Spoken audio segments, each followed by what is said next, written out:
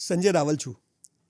ઘણા બધા લોકોને મારા ત્યાં ઇન્વાઇટ કરું છું અને એના પાછળનો મારો હેતુ એ હોય છે કે બધી મોટિવેશનની વાતો નથી હોતી, પણ આપણે આ જે દેશમાં રહીએ એ વિશેની બેઝિક વાતો આપણને ખબર નથી હોતી. એટલે ઘણા બધા એવા વિષયો મારી સામે જ્યારે હું લોકોને મળતો ત્યારે આવ્યા કે જેની મને પણ પૂરી માહિતી નહોતી. એટલે આજે આ બધી માહિતી જેની પાસે ઓથેન્ટિક હોય એવી એક વ્યક્તિને હું તમારી સમક્ષ લઈને આવ્યો છું. નામ છે ચિરંજીવભાઈ પટેલ. પીસ નેહલ આખું એમનું ગ્રુપ, અને હું એની મારી પીકમાં કે 2 પાના જોઈએ એમના વિશે મારે બધું બોલવું હોય તો. ત્યાં સ્પોર્ટ્સ ક્લબના હમણાં પ્રેસિડેન્ટ બન્યા છે. પણ સૌથી વધારે એમની જે વાતે મને ઇમ્પ્રેસ કરીને જ્યારે એમને પહેલી વાર મળ્યો, કર્મા ફાઉન્ડેશન, અને જે રીતે ગરમ ગરમ ખાવાનું લોકોને ત્યાં સુધી, સ્કૂલ સુધી, ઘર સુધી, હોસ્ટેલ સુધી પહોંચે, અને ઘણી બધી દીકરીઓને બાલ મંદિરથી માંડીને 12મા ધોરણ સુધીની ફી ભરીને લગભગ 500-600 દીકરીઓને ભણાવે છે. બિઝનેસની વાત કરવા માટે આજે ભેગા નથી થયા, પણ મુખ્ય વાત એ છે કે આ દેશમાં છેલ્લા 10-15 વર્ષમાં ઘણા બધા એવા શબ્દો આવ્યા કે જેના વિશે આપણને માહિતી નથી. તો મને થયું કે આજે આ માહિતી જેની પાસે છે એવી વ્યક્તિ સાથે આપણે વાત કરીએ. એટલે બીજી કોઈ મોટિવેશનની વાત નહીં, કોઈ બિઝનેસની વાત નહીં, તમને કરોડપતિ બનાવી દેવાની વાત નહીં, પણ આ દેશમાં જીવીએ છીએ અને મોદી સાહેબ જે શબ્દો પર વારંવાર ભાર મૂકે છે, ગુજરાત સરકાર, ભારત સરકાર જે શબ્દો પર વારંવાર ભાર મૂકે છે, આ શબ્દો ક્યાંથી આવ્યા, કેમ આવ્યા, એનાથી દેશને શું ફાયદો થયો, એની વાત આજે આપણે ચિરંજીવભાઈ પાસે કરવાના છે. ચિરંજીવભાઈ, તમારું સ્વાગત છે. નમસ્કાર બોસ. Thank you. તમે આજે આવ્યા. માણસની જિંદગીમાં છે ને સંજયભાઈ, આપણે ચાલુ કરીએ પહેલાં કહું કે 2-3 સપનાઓ હોય કે હું આ કરું. એમાંનું મારું થોડાક વર્ષોથી એક એવું સપનું હતું કે સંજયભાઈ સાથે પોડકાસ્ટ. શું યાર, કોઈ મળ્યું નથી સવારથી. એ આજે પૂરું થયું. ચલો, થેન્ક યુ સો મચ. કુદરતી આ તો મેં તમને સામેથી કીધું ને તમારું સપનું. કારણ કે જેમાં બિલીવ કરીએ છીએ ને કે કંઈક કરીને લોકોનું સારું થાય. આપણે બધા સવારથી ઉઠીએ છીએ, આપણે લોકો એટલે એકબીજાને ગમીએ છીએ કે મળીએ છીએ કે કંઈક ઇમ્પેક્ટ કરવા આપણે લોકો આપણી જિંદગીમાં જીવી રહ્યા છે. અને તમે એના સૌથી મોટા બ્રાન્ડ એમ્બેસેડર છો કે આ એક કુદરતી તમને આવડત છે, એની પાછળ અમને લોકોને થોડી આવડત છે, તો કંઈક બોલીએ છીએ જેનાથી કંઈક લોકોને સારું થાય છે, કંઈક જાણવા મળે છે, કે કોઈકની કોઈક રીતે એક રીતે મોટિવેટ કરીએ છીએ.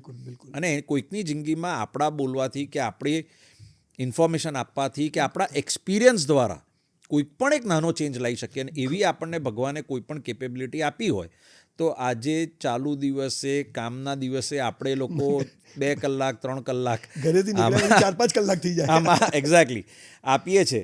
એ એક જ ધ્યેય છે કે કોઈકનું કંઈક એમાં સારું કરી શકીએ, કે કોઈકને કંઈક મોટિવેટ કરી શકીએ, કે કંઈક ઇમ્પેક્ટ લાવી શકીએ. બિલકુલ, થેન્ક યુ. પહેલો શબ્દ સ્વચ્છ ભારત શું છે?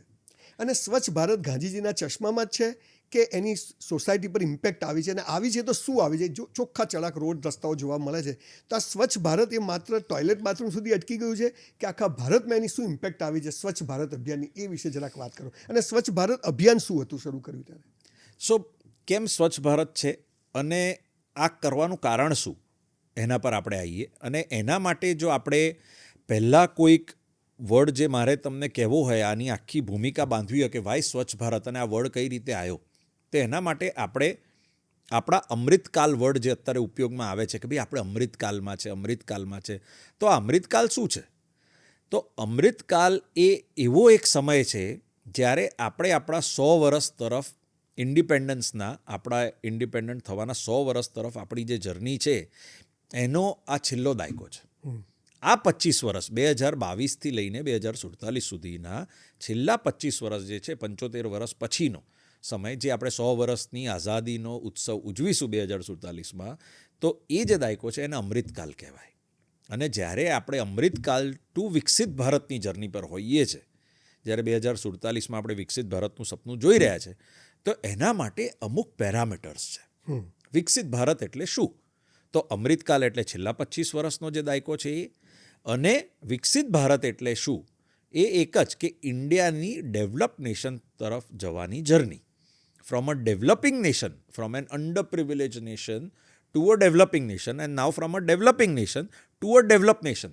એ જે ડેવલપ થવાની જે જર્ની છે એ અમૃતકાલનો સમય છે. અને ડેવલપ જ્યારે થઈશું ત્યારે આપણે વિકસિત ભારતનું આ સપનું 2047માં પૂરું કરીશું. એ વિકસિત ભારત વર્ડ છે. હવે જ્યારે વિકસિત ભારત થવું હોય તો સૌથી પહેલાં આપણા દેશમાં જે સૌથી મોટો પ્રશ્ન હતો એ હતો સ્વચ્છતા. ગંદકી.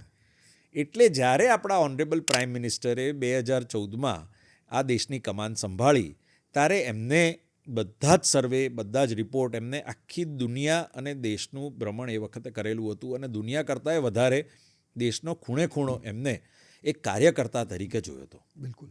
અને એ જર્નીમાં એમને ખબર હતી કે આપણા દેશમાં કંઈ પણ કરવું હોય, કોઈ પણ ઇન્વેસ્ટમેન્ટ લાવવું હોય, કોઈ પણ ડેવલપમેન્ટની વાત કરવી હોય કે કોઈ પણ ચેન્જ લાવવું હોય તો સૌથી પહેલાં લાવવી પડશે સ્વચ્છતા તરફનું જ્ઞાન અને સ્વચ્છતાને ઓન કરવાનું. સ્વચ્છ ભારત એટલે શું? સ્વચ્છ ભારત કે દરેક હિન્દુસ્તાની એ સ્વચ્છતાનું જે મિશન છે એને ઓનરશિપ દ્વારા ઓન નહીં કરે ત્યાં સુધી આ સ્વચ્છતાનું આખું જે વિઝન છે એ પૂરું નહીં થાય. હવે સ્વચ્છ ભારત એક વર્ડ કર્યો, આપણે બહુ બધું જોયું કે ઓહો આ તો એક શો છે, આ તો આ સાફ કરવાની વાતો છે, બધા મેમ્સ જોઈએ, બધા રીલ જોઈએ. તો let me tell you sir that સ્વચ્છ ભારતમાં 11 કરોડથી બી વધારે ટોયલેટ્સ થઈ ગયા છે. 11 કરોડથી બી વધારે ટોયલેટ્સ ગામડાઓમાં નાની જગ્યાઓમાં દરેક જણના ઘરમાં સબસિડી દ્વારા એને કન્સ્ટ્રક્ટ કરી આપવામાં આવ્યા છે. એ ઓપરેશનલ છે. એના ઉપરાંત 1 થી 2 કરોડ ટોયલેટથી વધારેની અત્યારે કામ ચાલુ છે. સ્વચ્છ ભારત મિશન પતી નથી ગયું. 10 વર્ષ પહેલાં એ ચાલુ કરવામાં આવ્યું હતું. અત્યારે it is an ongoing mission. દરેક જણે આને ઓન કરવું પડે. હવે જેવું આપણે કહીશું અને આપણે બે આની વાત કરીશું એટલે ઓબ્વિયસલી કમેન્ટ્સ આવશે કે મારા ત્યાં આવું છે, મારા ગામમાં નથી, મારી જગ્યાએ નથી, અહીંયા જો આ ગંદકી છે. તો શું ગવર્મેન્ટ એ બધી ગંદકી દૂર કરશે? સિવિક્સ એટલે પબ્લિકમાં એ અવેરનેસ જોઈએ સાહેબ કે આ ગવર્મેન્ટની સાથે કોઈ પણ યોજના ગવર્મેન્ટ લાવે છે એની સાથે આપણે ભાગીદારી કરવી પડે, આપણે પાર્ટનરશિપ કરવી પડે ને આપણે એને આપણી છે એમ સમજીને ઉપાડવી પડે કે આ આપણો દેશ છે, આપણી ગલી છે, આપણું ઘર છે, આપણી સોસાયટી છે, આપણો રોડ છે. યસ, તમારા કોર્પોરેશનની કે તમારી સરકારની તમને મેઇન રોડ્સ કે એ બધા જ ક્લીન પ્રોપર આપવા જવાબદારી છે. પણ તમારી સોસાયટીની અંદર ગાડી આવે એ કચરો ભરવા, પણ ગાડી સુધી કે ડસ્ટબિન સુધી ટેકનિકલી એ કચરો ભરવાની જવાબદારી આપણી છે. આપણે પાનના ગલ્લાની બહાર જઈએ છીએ તો શું જોઈએ છે આપણને બધાને ખબર છે. અને હવે તો બધે સૂકો લીલો ભીનો એવું અલગ દરેક જગ્યાએ થઈ ગયું છે. સાહેબ મારા પોતાના ઘરની કન્સ્ટ્રક્શનની સાઇટ પર જ્યારે લેબર હોય તો અત્યારે શું હાલતમાં હોય છે જ્યારે મારું નવું ઘર બની રહ્યું છે ત્યારે કે કોઈ પણ મારી સાઇટ ચાલતી હોય ત્યારે, અને પછી આપણે જ એને સફાઈ કરીને આપણે એને મેન્ટેન કરીએ. તો એ મજૂરો જે આવે છે કામ કરવા, વિથ ડ્યુ રિસ્પેક્ટ ટુ ધો સ્કિલ્ડ લેબર, જે એક્સપર્ટ્સ તરીકે આવે છે જુદી જુદી વસ્તુઓ આપણા ઘરમાં કે આપણી ઓફિસમાં કે કોઈ પણ જગ્યાએ કે કોઈ પણ ઇન્ડસ્ટ્રીમાં કન્સ્ટ્રક્ટ કરવા, કેમ એમની જવાબદારી નથી? બિલકુલ. એ જ્યાં સુધી નહીં થાય ત્યાં સુધી સ્વચ્છ ભારત મિશનનો આ ધ્યેય જે આપણા ઓનરેબલ પ્રાઇમ મિનિસ્ટરે આપણને બધાને આ જવાબદારી આપી છે એ પૂર્ણ નહીં થાય. આપણે દુબઈ જઈએ, અમેરિકા જઈએ તો કચરો ઠેકાણે નાખીએ છીએ. એક્ઝેક્ટલી. અહીંયા આગળ આપણે ગમે ત્યાં નાખીએ. અહીંયા આપણે ગમે ત્યાં. અને પછી એ જ લોકો વાતો કરે છે. જાપાન અમે ગયા હતા તો એક નાની બેગ લઈને આખો દિવસ ફરતા હતા, એમાં જ બધું કરતા હતા. હવે અહીંયા હું કહું કે કોથળી લઈને જાઓ સવારથી, કોઈ નહીં. કોઈ કરે? અરે પેલા કૂતરાને લઈ જાય ફરવા તો બી સાથે થેલી લઈને ફરે. એક્ઝેક્ટલી. સો આ જે વસ્તુ છે એ મને ઘણીવાર એવું થાય છે કે આપણે ડેવલપમેન્ટની વાતો કરીએ છીએ, આપણે એક્સપેક્ટ કરીએ છીએ કે આપણી ગવર્મેન્ટ આપણને કરે, આપણી ગવર્મેન્ટે આપણને બધી જ રીતે. હવે સ્વચ્છ ભારત ખાલી ટોયલેટથી નથી અટકતું. ના. અમે તો પોતે કામ કરીએ છીએ સ્વચ્છ ભારત મિશનના જુદા જુદી યોજનાઓમાં એઝ અ કંપની, અને ગામે ગામ અમે પાણીની યોજના, ગામે ગામ અમે સેનિટાઇઝેશનની યોજના, સિવરેજ ટ્રીટમેન્ટ પ્લાન્ટ્સ બધે બનાવીએ છીએ. બધે જ નાની નગરપાલિકાઓમાં બી અમે સિવરેજ ટ્રીટમેન્ટ પ્લાન્ટ્સ નાની સાઇઝથી લઈને મોટા શહેરોના સિવરેજ ટ્રીટમેન્ટ પ્લાન્ટ્સ બનાવ્યા છે.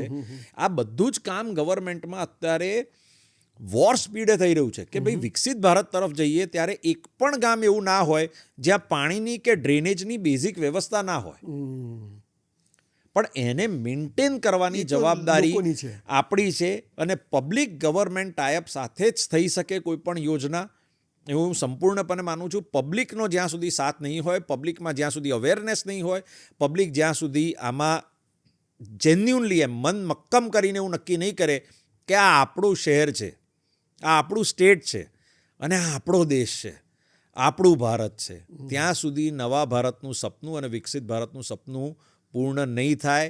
અને ત્યાં સુધી કેટલાય બધા બીજા એડવાન્ટેજ છે. જે સ્વચ્છ ભારત, ખાલી સ્વચ્છ ભારતનું સક્સેસફુલ મિશન થઈ જાય ને, આજે ભારત દેશ આખું સાફ થઈ જાય ને, તો એનો કેટલો અબજો રૂપિયાનો એડવાન્ટેજ છે ને એ આપણને એઝ અ દેશવાસીઓ ખ્યાલ નથી. કેટલું વધારે ઇન્વેસ્ટમેન્ટ આવી શકે, કેટલી વધારે ઇન્ડસ્ટ્રીઝ આવે, કેટલી બીજી વસ્તુઓ થઈ શકે એનું આપણને ખ્યાલ નથી. અને સ્વચ્છ ભારત એકલું ખાલી સફાઈથી નથી. સ્વચ્છ ભારત આપણે મગજની બી સફાઈની જરૂર છે. સ્વચ્છ એટલે ભારત આપણે આપણા ઘર કે ઓફિસ કે સોસાયટીના નાકા સુધી જે સફાઈની અપેક્ષા રાખીએ છીએ પણ એ જાહેર રોડ પર બી એ આખું આપણો પાર્ટ ઓફ અવર હાઉસ છે એ સમજવાની માનસિકતા આવે તો જ તો જ આ આનું થઈ 100% રિઝલ્ટ આવે. પણ થોડોક બીજો પ્રશ્ન પૂછું તો આ માનસિકતા લાવવા માટે તમને કોઈ આઈડિયા છે કે આવું કંઈક કરવું જોઈએ? તો માનસિકતા લાવવા માટે આપણે બધાએ આમાં એક્ઝામ્પલ બનીને આજે સોશિયલ મીડિયામાં જ્યારે આપણા પ્રાઇમ મિનિસ્ટર સાહેબ કહે કે ભાઈ આજે આ સ્વચ્છ ભારત છે કે આનું સેલિબ્રેશન છે ત્યારે ખાલી આપણે ના કરવું. This should be a year long process. જેટલા બી એનજીઓસ છે, જેટલી બી સંસ્થાઓ છે, જેટલા બી બીજા બ્રેન્ડિંગ કંપનીઓ છે, આ બધાએ એવરી યર આનો એક મોટું અભિયાન ઉપાડવું જોઈએ. હું તમને સાહેબ નાનું એક્ઝામ્પલ આપું કે આપણે આમાં કેટલા કોન્ટ્રીબ્યુટર છે એઝ આપણા દેશના નાગરિકો. કોવિડ વખતે જ્યારે તમને ખ્યાલ હોય 3 મહિના લોકડાઉન હતી, આટલા સાફ રોડ કે આટલી સાફ જગ્યા કે આટલી સાફ ગલી જિંદગીમાં જોઈ હતી? કોઈ દિવસ નથી. કચરો નાખવાના કોઈ હતા જ નહીં. કોઈ હતા જ નહીં. એટલે આપણે બગાડી. એવું નથી આપણા ઘરમાં આપણે એ વખતે વધારે ખાતા હતા, વધારે બગાડ થતો હતો, વધારે વસ્તુ હતી, પણ સિસ્ટમ આવી ગઈ હતી એટલે સીધું અંદર જ જતું હતું. હા, કારણ સમય હતો, તમારી પાસે હતું. એટલે આપણે લોકો અત્યારે આપણો પહેલો ભાગ છે કે આપણે લોકો આમાં કરીએ. અને મેં જેમ કીધું એમ કે આની અવેરનેસના પ્રોગ્રામો કોન્સ્ટન્ટલી થવા જોઈએ. યસ. અને બ્રિલિયન્ટ અત્યારે આપણે જે આ ચર્ચા કરીએ છીએ ને એ બી એક અવેરનેસનો પ્લાન જ છે, જેથી લોકો આને સાંભળે, લોકો આને સમજે, અને ઇન્ક્લુડિંગ આપણે બંને બી કે આપણે આમાં જેટલું કોન્ટ્રીબ્યુટ થઈ શકતું હોય એટલું વધારે કરીએ. જે સંસ્થાઓ સાથે જોડાયેલા છે, જેટલા ઓર્ગેનાઇઝેશન સાથે જોડાયેલા છે, જેટલા છોકરાઓને એડ્રેસ કરીએ છીએ, એમને સમજાવીએ કે પહેલું પગલું ટુવર્ડ્સ વિકસિત ભારત એ સ્વચ્છ ભારત છે. અને સ્વચ્છ ભારત થઈ જાય તો દુનિયાના જેટલા વિકસિત રાષ્ટ્રો છે એમાં આપણે કંઈ ફરક જ નથી. એમનામાં કોઈ ફરક જ નથી. બાકી તો આપણે નંબર 1 છે. સિવિક સેન્સ નથી. આપણું કલ્ચર અને આપણું જે ટુરિઝમ છે ને આપણી જે જગ્યાઓ છે એને આપણે લોકોને વર્લ્ડને બતાવવી હોય તો મેં જેમ કીધું એમ કે કેટલું ઇન્વેસ્ટમેન્ટ આવશે, કેટલું ટુરિઝમ વધશે, કેટલી લોકોને તમારા ત્યાં તમારી ફેસિલિટીઝ. હવે એક જગ્યાનું ટુરિઝમ વધે એટલે કેટલી બીજી બધી શોપ્સ, કેટલા ડેવલપમેન્ટ, કેટલી હોટેલ્સ, બધું આવે. આની એક 100% કાસ્કેડિંગ ઇફેક્ટ હોય. એટલે જેમ તમે દુબઈ જાઓ છો તો એક માણસ જાય તો 2 લાખ વાપરીને આવે છે આરામથી, તો અહીંયા આવે તોય વાપરીને જાય, પૈસો દેશમાં આવે. અને ખાલી ચોખ્ખાઈ એક સૌથી પહેલો પ્રશ્ન છે, ચોખ્ખાઈ. એટલે આપણે બધા જ લોકોએ આપણા લેવલ પર હું માનું છું કે જ્યાં કોઈ ચોખ્ખાઈની વાત આવે, સ્વચ્છતાની વાત આવે, અને ગુરુ મંત્ર સમજી અને જીવનમાં આપણે ઇમ્પ્લિમેન્ટ કરવો જોઈએ એવું હું ચોક્કસ માનું. સાહેબ, બીજો પ્રશ્ન. તમે અમારા આજે આ સ્કિલ સેન્ટર પર આવ્યા છો. અમે તો બહુ નાનકડું 2 વર્ષથી 15-20 સ્કિલ શીખવાડી છે લોકોને. પણ સ્કિલ ઇન્ડિયા હું બહુ જ ગમે તેમ બોલતો, પણ જ્યારે મોદી સાહેબે સ્કિલની વાત કરી અને એમણે 37 સ્કિલ કાઉન્સિલ બનાવી અને 1500 કોર્સ ડિઝાઇન કર્યા, લોકોને ખબર જ નથી. એમાં 3 લેવલ કે તમે આ પાસ કરો તો તમે 10th ઇક્વિવેલન્ટ, આ કરો તો 12th, અને આ કરો તો ગ્રેજ્યુએશન ઇક્વિવેલન્ટ. આ કોઈને ખબર જ નહોતી. બધી વાતો ચાલતી હતી. લોકો પ્લમ્બિંગ શીખવાડે તો કે આ સ્કિલ છે, એવું નથી. સ્કિલ એટલે જે એને ઇનબિલ્ટ હોય એ એમાં જાય અને એમાં એ બહાર આવે. તો આ સ્કિલ ઇન્ડિયા વિશે નરેન્દ્રભાઈનું જે વિઝન હતું એ એકચ્યુઅલ શું હતું અને આજે સ્કિલ ઇન્ડિયામાં શું કામ થઈ રહ્યું છે અને એનાથી દેશની ઇકોનોમીને કેવી રીતે આપણે એને જે આપણે 5 ટ્રિલિયન 7 ટ્રિલિયન વાત કરીએ તો સ્કિલ ઇન્ડિયા એમાં કેવો રોલ ભજવી શકશે? સો આપણે એ સમજીએ છીએ કે આપણા દેશની સૌથી મોટી સ્ટ્રેન્થ છે આપણું પોપ્યુલેશન. અને આપણા સૌથી દેશમાં જો આપણે સમજી શકીએ તો એ સ્ટ્રેન્થમાં કયા ભરોસે એ સ્ટ્રેન્થ છે, એ છે આપણું 64% યુથ. હવે એ 64% યુથ જે એટલી બધી સ્ટ્રેન્થ છે એ આપણા માટે સૌથી મોટું ડેન્જર બી છે કોઈક જગ્યાએ. બિલકુલ. હવે ડેન્જર કેમ છે?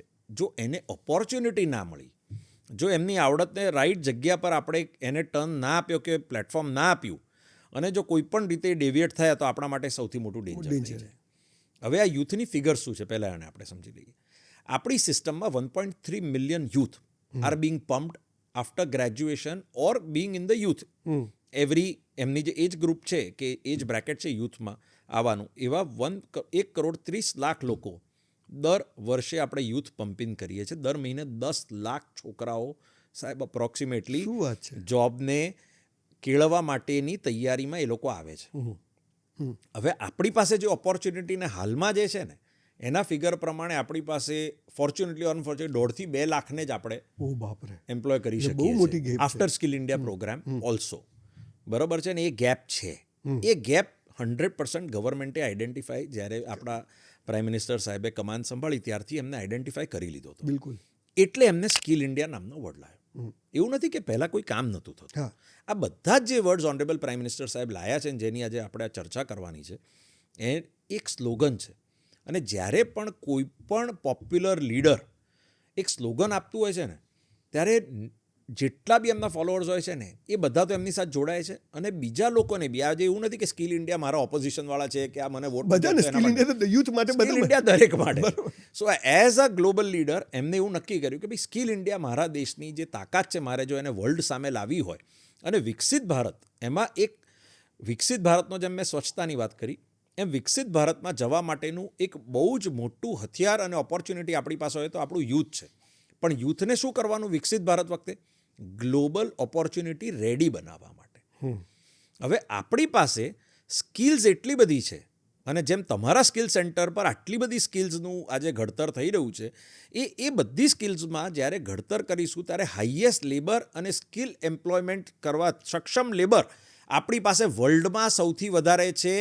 ખાલી આપણી સાથે કમ્પેરિઝનમાં હોય તો ચાઇના છે. આજે સ્કિલનું જો સારામાં સારું એક્ઝામ્પલ અને ફોલો કરવું પડે તો વિથ ડ્યુ રિસ્પેક્ટ ચાઇના કરવું જ પડે. અને એમાં આપણે કોઈ બીજો બેમત ના હોઈ શકે, એમાં કોઈ ડિબેટ ના હોઈ શકે. સ્વીકારવું જ જોઈએ. એ લોકોની જે સક્સેસ છે એ એમના સ્કિલ મેન પાવરના લીધે છે. એ આપણે આઈડેન્ટિફાઈ કરી અને એટલે આ સ્કિલ ઇન્ડિયાનું આપણને સ્લોગન મળ્યું. હવે વાત અહીંયા ગેપ દૂર કરવાની. તો જેમ તમે કીધું એમ 37 જુદી જુદી કાઉન્સિલો દ્વારા, જુદી જુદી યુનિવર્સિટીઝ દ્વારા, જુદા જુદા પ્રોગ્રામ્સ દ્વારા અને અહીંયા જે આવું બ્યુટિફુલ સ્કિલ સેન્ટર જે મેં આજે જોયું એવા જુદા જુદા મિશન્સ દ્વારા જેમ સમાજના શ્રેષ્ઠી લોકો જ્યાં સુધી સમાજને પાછું ના આપે મહાજન તરીકે તો સમાજનું સર્જન ના થઈ શકે અને એક વિકસિત સમાજનું સર્જન ના થાય. એનું આ સુંદર શ્રેષ્ઠ અને એકદમ નંબર 1 એક્ઝામ્પલ હોય તો Sanjay Raval skill center. Thank you. કારણ કે સક્સેસ મળી તો સક્સેસથી શું કર્યું તો મારે આપવું છે એ ધ્યેય સાથે એ સક્સેસની જર્ની ચાલુ કરી સક્સેસ થયા પછી અને અહીંયા એક પ્લેટફોર્મ આપ્યું. હવે આ પ્લેટફોર્મ કોઈ નાનું આપે મોટું આપે એક રૂમમાં બી આપી શકે કંઈ બી આપી શકે પણ એમાં આપણા બધાની જવાબદારી છે. એ પબ્લિક અને ગવર્મેન્ટ પાર્ટનરશિપની વાત થઈ. સેકન્ડ વાત થઈ કે આપણે આપણા લોકોને સ્કિલ્ડ આમાં મેક્સિમમ પ્રોગ્રામ દ્વારા બનાવી શકીએ. એના જુદા જુદા લેવલના આપણે પ્રોગ્રામ કર્યા કે ભાઈ તમે બેઝિક સ્કિલ્સ જોઈતી હોય તો you go to skill centres. You want to do it better તો you go to skill university. અને સ્કિલ યુનિવર્સિટીમાં જ્યારે તમે ગ્રેજ્યુએટ થઈ જાઓ અને એક્સપર્ટ જાઓ ત્યારે એના પછીના પોસ્ટ પર્ટિક્યુલર સ્કિલના ગ્રેજ્યુએશન પ્રોગ્રામ્સમાં તમે જાઓ. એ ગવર્મેન્ટે પ્લેટફોર્મ આપ્યું. હું તમને અમુક ફિગર્સ કહું પ્લીઝ. તો મેન્યુફેક્ચરિંગ સાઇડમાં સ્કિલ સેન્ટરના લીધે જોબ આવવાના લીધે 11% એમ્પ્લોયમેન્ટમાં વધારો થયો છે. ઓહો. અને 5.9% employment raised in the last 3 years year on year. પણ 5%થી આપણો પ્રોબ્લેમ સોલ્વ નથી થતો. એ ગેપ હજુ બી છે જે મારે એ કહેવું બી પડે. એમાં એવું હોય જ નહીં કે હું એવું કહું કે ભાઈ બધો જ આપણું સોલ્વ થઈ ગયું. પણ શરૂઆત થઈ છે બહુ. સ્કિલ ઇન્ડિયાના આયા પછી એમ્પ્લોયમેન્ટનો પ્રોબ્લેમ 100% આપણાથી સોલ્વ જે થવો જોઈએ જે ટાર્ગેટ હતા ઓનરેબલ પ્રાઇમ મિનિસ્ટરને એ અચીવ નથી થયા એ હું માનું છું. પણ એની શરૂઆત થઈ ગઈ છે. એમાં ઘણા જુદા પ્લેટફોર્મ્સ છે આપણી પાસે અને એ એક કહેવાય કે આપણે જ્યારે પહેલાં આપણે બધું જ ઇમ્પોર્ટ કરવાની વાતો કરતા હતા, બહારના દેશની વાતો કરતા હતા, એની ટેકનોલોજી લાવવાની વાતો કરતા હતા. આજે સ્કિલ ઇન્ડિયાનો પ્રોગ્રામ છે. સ્કિલ લેબર્સ આપણી પાસે વધતા જાય છે તો કેટલીય બધી ફોરેન કંપનીઝ જે અહીંયા આવી છે એ આ જ સ્કિલ્ડ મેન પાવરનો ઉપયોગ કરીને અત્યારે ઇન્ડિયામાં પ્રોડક્શન કરી છે. અને there are number of examples of multiple companies doing it. જેમ આપણે આગળ બીજા ટોપિક્સની ચર્ચામાં જઈશું એ હું તમને ચોક્કસ કહીશ કે એમાં કઈ રીતે થાય છે. પણ કેટલાય MSME અને કેટલીય પ્રોગ્રામ્સ એ સ્કિલ્ડ ઇન્ડિયાના પ્રોગ્રામને કરી રહી છે. એક બહુ જ સરસ ફિગર છે ખાલી પ્રધાનમંત્રી કુશલ વિકાસ યોજનાની. એમાં આપણે 1.6 crore youth have been trained year on year. ઓહો. Every year in that entire યોજના. અને એને સર્ટિફિકેટ મળે છે. બરાબર છે. હવે રહી એની જોબની વાત તો ત્યાં થોડો ગેપ આપણને પડે છે જે આપણી ઇન્ડસ્ટ્રી દ્વારા જે મેક ઇન ઇન્ડિયા દ્વારા બીજા બધા પ્રોગ્રામ્સ દ્વારા આપણે એને ગેપને પૂરવાનો છે. એટલે આ એક સ્કિલ ઇન્ડિયાની ફિગર છે. અને જે 12 મિલિયનના વર્કફોર્સની આપણે જે વાત કરી રહ્યા છે 1,20,00,000 લોકોની એને આપણે કઈ રીતે અત્યારે એ ગેપ પૂરી શકીએ જે અત્યારે મારા હિસાબે ઓછામાં ઓછો હજુ બી 40-50% ગેપ છે. હમણાં હીરાનંદાની મારા ત્યાં આવ્યા હતા અને બહુ મોટા બિલ્ડર છે આપ જાણો છો. એમણે બહુ સરસ વાત કરી કે મોદી સાહેબ 5 ટ્રિલિયન કહેતા હતા, આપણે પહોંચી ગયા. હા. તો ચાઇના 17-18 પહોંચ્યું. આપણે પહોંચી શકીએ છીએ, પણ આપણી પાસે સ્કિલ માણસો નથી. એટલે મોટા મોટા પ્રોજેક્ટ અટવાયેલા છે.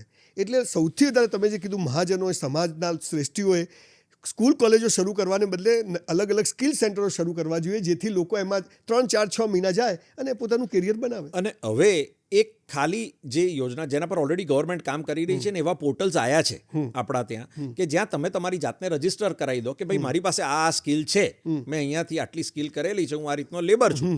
અને એ લેબરને જોબ આપવા માટે કે જોબ મળવા માટે એક સ્પેસિફિક ગવર્મેન્ટ પોર્ટલ્સ હવે આવી ગયા છે. તમારે જઈને ખાલી એ ગવર્મેન્ટ પોર્ટલ પર તમારી જાતને રજીસ્ટર કરવાની છે. અને મને ખબર છે એવા કેટલાય લોકો જેને રજીસ્ટર કરી છે અને ઓછામાં ઓછી 30-40 ઇન્ક્વાયરીઓ એની પાસે આવી છે. ઓહો, જોબની. એટલે એની પાસે હવે ચોઈસ છે કે મારે ક્યાં કરવી. એટલે આપણે ગવર્મેન્ટની યોજનાઓ બહુ છે, ગવર્મેન્ટના પ્લેટફોર્મ્સ બહુ છે, એની અવેરનેસ સાથે એનો ઉપયોગ કરવાનો છે.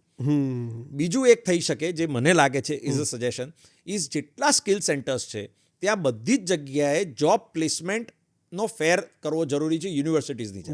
કારણ કે આ બધી યુનિવર્સિટી જ છે. બિલકુલ. કઈ રાહ નથી જોવાની કે સ્કિલ યુનિવર્સિટી ક્યારે હા, થાય. એ સેન્ટર ઇઝ આજે university. Sanjay Raval skill center itself is a university level setup. તો અહીંયા જેટલાય લોકો જુદી જુદી સ્કિલ્સમાંથી આવે, વર્ષે એકવાર સંજયભાઈની ટીમ દ્વારા અહીંયા જોબ ફેર થાય. અને જેને આવું આજે મારા ત્યાંથી, મારી કંપનીમાંથી લોકો આવે, જેટલા લોકોને એમ્પ્લોય કરવા હોય અમે કરી દઈએ. દરેક કંપનીના ત્યાં અત્યારે હાયરિંગ અને ગ્રોથની રિક્વાયરમેન્ટ ચાલુ જ છે. એવા લોકો અમને મળતા નથી. Corporates are complaining of getting skilled and right man power. અને આ બાજુ આપણે એમ કહીએ છીએ કે એમ્પ્લોયમેન્ટ નથી મળતું. તો એ બેને ભેગા કરવાની જરૂર છે, નહીં કે ઘરે બેસીને કમ્પ્લેન કરવાની. એટલે એ આ સ્કિલ ઇન્ડિયા પૂરું કરી શકે એમ છે. એ આ સ્કિલ ઇન્ડિયા જ પૂરું કરી શકે. અને આ બધા જ પ્લેટફોર્મ સ્કિલ ઇન્ડિયામાં છે જ, એની વેબસાઇટ પર છે. તમે જાઓ, તેમાં રજીસ્ટર કરી શકો છો જુદા જુદા પોર્ટલ્સ પર. અને તમને ઓપોર્ચ્યુનિટી ના મળે તો હું તમને કહું, ગેરંટી છે મારી, તમને ઓછામાં ઓછી ઓપોર્ચ્યુનિટી મળશે. પછી એ ઓપોર્ચ્યુનિટી મળે તમે એમ કહો હું તો કલાક દૂર ના જવું, આ તો બહારગામ છે. અરે ભાઈ ચાલુ તો કર, પછી કશે જવાનું, પછી મળશે. આ બે સરસ વાતો કર્યા પછી ત્રીજો એક શબ્દ હમણાં બહુ ચાલે છે, સ્વદેશી અને લોકલ ફોર વોકલ. હા, બ્રિલિયન્ટ. હવે ગાંધીજીએ રેટિયો લીધો, એ સ્વદેશીની જ વાત હતી, ત્યાંથી શરૂ થઈ હતી. પણ મોદી સાહેબે એકદમ જબરજસ્ત ઉપાડ્યું કે નેતાઓએ બધા ઘડિયાળો મોંઘી છોડી દીધી, પેન બધી મોંઘી છોડી દીધી, કપડાં બધા છોડી દીધા. તો આ સ્વદેશી ભારતની ઇકોનોમીને શું ફરક પાડશે, અને લોકલ ફોર વોકલથી જે MSME એટલે જે નાના ઉદ્યોગો હતા એમાં શું ફરક પડ્યો? એટલે આ બે શબ્દો છે, એક સ્વદેશી અને બીજો છે લોકલ ફોર વોકલ. સાહેબ થોડી ફિગરોની વાત કરું પ્લીઝ, કારણ કે મારા મગજ એના માટે આપણે મળ્યા છે. હા, બિલકુલ. અને બધા જેટલા એટલે આ બે શબ્દોના સાથે જે ફિગર્સ હોય એ લોકોને કહો તો ખબર પડે કે વેર વી આર. એકદમ ઓથેન્ટિક ફિગરની વાત કરું છું. પ્લીઝ. ખાલી આ વર્ષે વોકલ ફોર લોકલ અને સ્વદેશીનું મિશન આયા પછીનું આ ત્રીજું વર્ષ છે ખાલી. બરાબર. જ્યારથી સાહેબે આપણને કીધું કે ભાઈ આ સ્વદેશી વસ્તુ થવું જ છે સ્વદેશીમાં, અને આ ચેલેન્જ કરવી છે. અને જે એક બે બીજા ગ્લોબલ કન્ટ્રીઝ સાથે આપણો સંબંધ થોડો આમથી આમ થયો, અને એ વખતે રિયલાઇઝ થયું કે ના, આપણે આપણું જ કરવું છે અને આપણી જ કંપનીનું લેવું છે. તો 87% Indian buyers in this Diwali, 87% of India, એટલે કેટલો મોટો નંબર થયો, હેવ બોટ ઇન્ડિયન સ્વદેશી local goods in this Diwali. My God. What can one leader and one vision and one slogan do? એનો આનાથી મોટો કોઈ એક્ઝામ્પલ જ નથી. 87% લોકોએ ઇન્ડિયન વસ્તુઓ ખરીદી. Yes sir. ક્યાં બાત. હવે એ અમાઉન્ટ કેટલો છે ખબર સાહેબ? 6,06,000 કરોડ. My god. એટલું બાઇંગ થયું, ગુડ્સનું પ્રોડક્શન થયું, ટર્નઓવર થયું. એમાંથી 5,40,000 કરોડનું ગુડ્સનું 100% રિટેલ પ્રોડક્શન અને 100% રિટેલ બાઇંગ ઇન્ડિયામાં થયું, વિથ એક્સપોર્ટ ફિગર્સ એમાં ઇન્ક્લુડેડ. આજે 5,40,000 કરોડ, 5 ટ્રિલિયન ઇકોનોમી સાહેબ આ રીતે થઈ છે. ક્યાં બાત. એમને નથી. ક્યાં બાત. આ આપણામાં ખાલી ઓનરશિપ લાવવાની વાત હતી. હું તમને અમારું જ એક્ઝામ્પલ આપું સાહેબ. અમે અમારા યુથમાં બધું જ બ્રાન્ડનો શોખ બધાને જ છે. બધું હજુ એવું નથી કે હું 100% ઇન્ડિયન મેડ વસ્તુ બરાબર છે. પણ મારા રોજિંદા કપડાઓમાં, મારા ઓફિસ જવાના ક્લોથ્સમાં મેં નક્કી કરેલું છે કે હું ઇન્ડિયન મેડ પ્રોડક્શન હાઉસીસ અને ડિઝાઇનર્સના જ કપડાં પહેરીશ. બરાબર છે. આટલો એક નાનો ચેન્જ. એટલે કેટલા પૈસા થાય વર્ષે આપણા ઘરના ફેમિલીના. અને yes, very true. So these are small changes. મારા ફાધરે એવું નક્કી કર્યું છે કે મારા રોજિંદા બૂટથી લઈને આ વસ્તુ જરૂર ના પડે ત્યાં સુધી હું ઇન્ડિયન મેડ કાર અને ઇન્ડિયન મેડ વસ્તુઓ પહેરી. હા, જ્યાં સુધી નહીં હોય ત્યાં સુધી નહીં. યસ. અને જે કંપની ઇન્ડિયામાં જોઈન્ટ વેન્ચર કરીને ઇન્ડિયામાં પ્રોડક્શન કરતું હશે એને પહેલો સપોર્ટ કરીશ. યસ. આ સ્વદેશીની ભાવના ફરીથી એકવાર, આ સત્યાગ્રહની ભાવના આપણે ફરીથી એકવાર લાવીશું ને, તો જ આ વિકસિત ભારતનું સપનું પૂરું થશે. એટલે આટલા બધા 87% ત્યાં મારી પિન ચોંટી ગઈ છે કે આટલો બધો માલ ઇન્ડિયન જ ખરીદ્યો. હવે સાહેબ એનાથી વધારે કહું, ખાદી એ આપણું નાક છે. બિલકુલ. લોકલ ફોર વોકલ અને સ્વદેશી અને આપણા ત્યાં જે આપણે ડેવલપમેન્ટ કરવાનું એ છે, બરાબર છે. એવું છે કે 2014 પહેલાં ખાદીનું પ્રોડક્શન નહોતું થતું, ખાદી પહેલાંથી થતી હતી. ઓકે, બહુ જ સરસ. તો મને કોઈ શોખ નથી કે હું ગવર્મેન્ટનો કે મોદી સાહેબનો બ્રાન્ડ એમ્બેસેડર બનીને પાર્ટીના માણસ બી નથી, કોઈ પાર્ટી સાથે જોડાયેલો નથી. પણ I am aligned to honourable prime minister's vision and his thought and his efforts that one person is making day and night. આપણને એક વિકસિત ભારત લઈ જવા માટે વિધાઉટ એની સ્વાર્થ. હવે એમને કોઈ ખાદીની કંપની સાથે તમારે લેવા દેવા. ખાદી એ આપણા father of nation Mohandas Karamchand Gandhi, Mahatma Gandhi સાહેબનું એક સપનું હતું અને એમને પ્રમોટ કર્યું. હા, એ સ્વદેશી કર્યું પણ ચાલ્યું નહીં ને. હવે જે પાર્ટીઓ એમનો ઝંડો લઈને અને એ ગાંધીજીનો ઝંડો લઈને આગળ આવે છે અને એમ કહે છે કે એમની અલાઇન્ડ અમે પોલિટિકલ પાર્ટી છે, તો 2014 પહેલાં સાહેબ 31,000 કરોડની ખાદીનું પ્રોડક્શન અને ટર્નઓવર ને સેલ હતું. અને 2014થી લઈને 2024 સુધી 1,31,000 કરોડ રૂપિયાની ખાદીનું ટર્નઓવર થઈ ગયું વર્ષે. My God. હવે ખાદીમાં કેટલા લોકો એમ્પ્લોયમેન્ટ થતા હશે? 1,31,000. જબરજસ્ત. It is more than 5 And lakh from people rural area. in different areas in rural India being employed. કેટલા બધા ખાદીના ફેશન શો થાય છે. Minimum more than 120 fashion shows and programs are being done at a branded level of khadi. આપણે લોકો ખાદીનો કઈ રીતે ઉપયોગ કરી શકીએ, ખાદીના એડવાન્ટેજીસ શું છે, ખાદીની મુવમેન્ટ શું છે, એ એક માણસનું વિઝન કરી શકે છે. એટલે ફરીથી મને ફિગર કહો. 14 પહેલા 31,000 કરોડ. 31,000 કરોડ. અને એ પછી અત્યારે મારી પાસે ઓથેન્ટિક ગવર્મેન્ટ ડેટા છે સાહેબ. ફરીથી હું કહી દઉં, જોઈને મને કહો અને જોઈને વાંચીને કહું તમને કે ખાદીનું પ્રોડક્શન સાહેબ, મેં જેમ કીધું એમ, ખાદીનું production grew 330% from 2014 to 2023. Employment in khadi sector rose 36%. Skill India સાહેબ, બરાબર. અને ખાદીના ટોટલ ફિગર્સ, 31,000 કરોડ 2013 થી 2014 અને 1,34,000 કરોડ 2022-23માં. with employment in khadi sector rising more than 36% અને ટોટલ એક ડેકેડની વાત કરું તો 70% એમ્પ્લોયમેન્ટમાં વધારો થયો 2014 થી 2024 સાહેબ. એટલે ગામડાના લોકો જે શહેર તરફ આવતા હતા એમાં બી થોડો ફરક પડી ગયો. એમાં તમારે ફરક પડી ગયો. અને ટ્રેડર સપોર્ટ જે કરવાનો હતો એ વોકલ ફોર લોકલમાં 26% વધારે થયો સેલ્સમાં અને ટ્રેડર સપોર્ટમાં. ખાલી એક યોજના અને એક સ્લોગન અને એવું કહેવાથી કે વિદેશી પહેરીએ અને એની ભાવના લાવવાથી. આ ભાવના સાહેબ આપણે સ્વચ્છ ભારતમાં, આ ભાવના આપણા સ્કિલ સેન્ટરોમાં, આ ભાવના આપણી ઇન્ડસ્ટ્રીમાં અને આ ભાવના આપણા દરેક વસ્તુઓમાં જો લઈ આવીએ ને તો ભારત દેશ જેટલો સ્ટ્રોંગ દેશ, ભારત દેશ જેટલી સ્ટ્રેન્થ અને ભારત દેશના આજુબાજુના પડોશીઓ ડીપ સ્ટેટ પોલિટિક્સ અને ફોરેન કન્ટ્રીઝના ફંડિંગ દ્વારા જે હલાવવા માંગે ને કશું હલે જ નહીં. કોઈ જ વસ્તુ ના હલાવી શકે. અને બીજી સાહેબ એક વાત કરી દઉં, જેટલી ડિવાઈડ અને રૂલની પોલિસી ચાલી રહી છે, જેટલા જુદા જુદા ધર્મો સાથે આપણને ડિવાઈડ કરવાની વર્ષોથી તાકાત ચાલી રહી છે, ફરીથી કહું છું કે સ્વચ્છતા, skill India, specifically skill India, production આપણું મેક ઇન ઇન્ડિયા દ્વારા અને આ વોકલ ફોર લોકલ એનો સપોર્ટ કરશો તો જે બી ધર્મ પાછળ રહી ગયો હશે, જેના લોકો પાછળ રહી ગયા હશે, અંડર પ્રિવિલેજ લોકો જુદા જુદા ઇન્ડિયાના સ્ટેટમાં જ્યાં બી હજુ એ લોકો ફેસિલિટીથી રહી ગયા હશે, એ લોકોને જોબ ઓપોર્ચ્યુનિટી મળશે, એ લોકોથી એ લોકો આગળ આવશે અને એ લોકો બીજું કોઈ કામ કરવાનું નહીં વિચારે. એકવાર માણસ ધંધાધારી માણસ થઈ ગયો પછી એને બીજી ફાલતુ ચીજોમાં જિંદગીમાં ઝઘડાની કે બબાલની વાત જ ના કરે સાહેબ. આ નવરાજ એટલા બધું શું છે. આ વિઝનની આની એક બહુ મોટી ઇકોસિસ્ટમ છે. અને આ રાયટો ઓછા થવા, આ બીજી બધી જફા ઓછી, લોકો હવે કામે લાગવા માંડ્યા છે. કારણ કે એને ખબર પડી ગઈ અને નશો થઈ ગયો કે મારી જરૂરિયાત વધી ગઈ છે, મને કામ મળી ગયું છે, હું વર્લ્ડ જોઈ શકું છું, એક મોબાઈલના ક્લિકથી આખી દુનિયા મારી સામે આવી જાય છે. એટલે આખું વર્લ્ડ ઇઝ બિંગ ચેન્જડ અને એટલે જ ભારત અત્યારે બધાની આંખોમાં ખૂંચી રહ્યું છે. આપણે ચિરંજીવભાઈ ઘણા બધા શબ્દોની વાત કરી, પણ હમણાં એક શબ્દ બહુ જ વધારે ચાલ્યો છે અને એ છે મેક ઇન ઇન્ડિયા. હવે મેક ઇન ઇન્ડિયા એટલે ભારતમાં બનતી ઉત્પાદન, ભારતમાં જ બને, વાપરો સ્વદેશીની સાથે. પણ મેક ઇન ઇન્ડિયાથી શું ખરેખર આપણા ત્યાં ઉત્પાદન વધ્યા? તમે થોડો આગળ એનો ઇશારો કર્યો કે આટલું વધ્યું અને એનાથી 2014 પહેલાંની આપણી ઔદ્યોગિક ક્રાંતિ અને 2014 પછીની ક્રાંતિ, એમાં શું તમે મેઇન ડિફરન્સ જોયો કે આ મેક ઇન ઇન્ડિયાના કારણે આ ફરક પડ્યો? સાહેબ પહેલાં છે ને જે બી ક્રાંતિ આવી હતી, જ્યારે ફર્સ્ટ ટાઈમ 1992માં એક એવું કહેવાય કે ભાઈ India opened up to the business, એ જે કંઈ બી ક્રાંતિ હતી એ બહુ જરૂરી હતી તે સમયે. એને ઇન્ડિયાને એક સ્ટેબિલાઇઝડ ઇકોનોમી તરફ જવાનો એક પાથ ખોલ્યો. પણ એમાં કેવું હતું કે ભારત દેશે બીજાને વર્લ્ડને આવકાર્યું જે બંધ હતું એ. એટલે ગ્લોબલ કંપનીઝ આપણો એડવાન્ટેજ લેવા માંડી.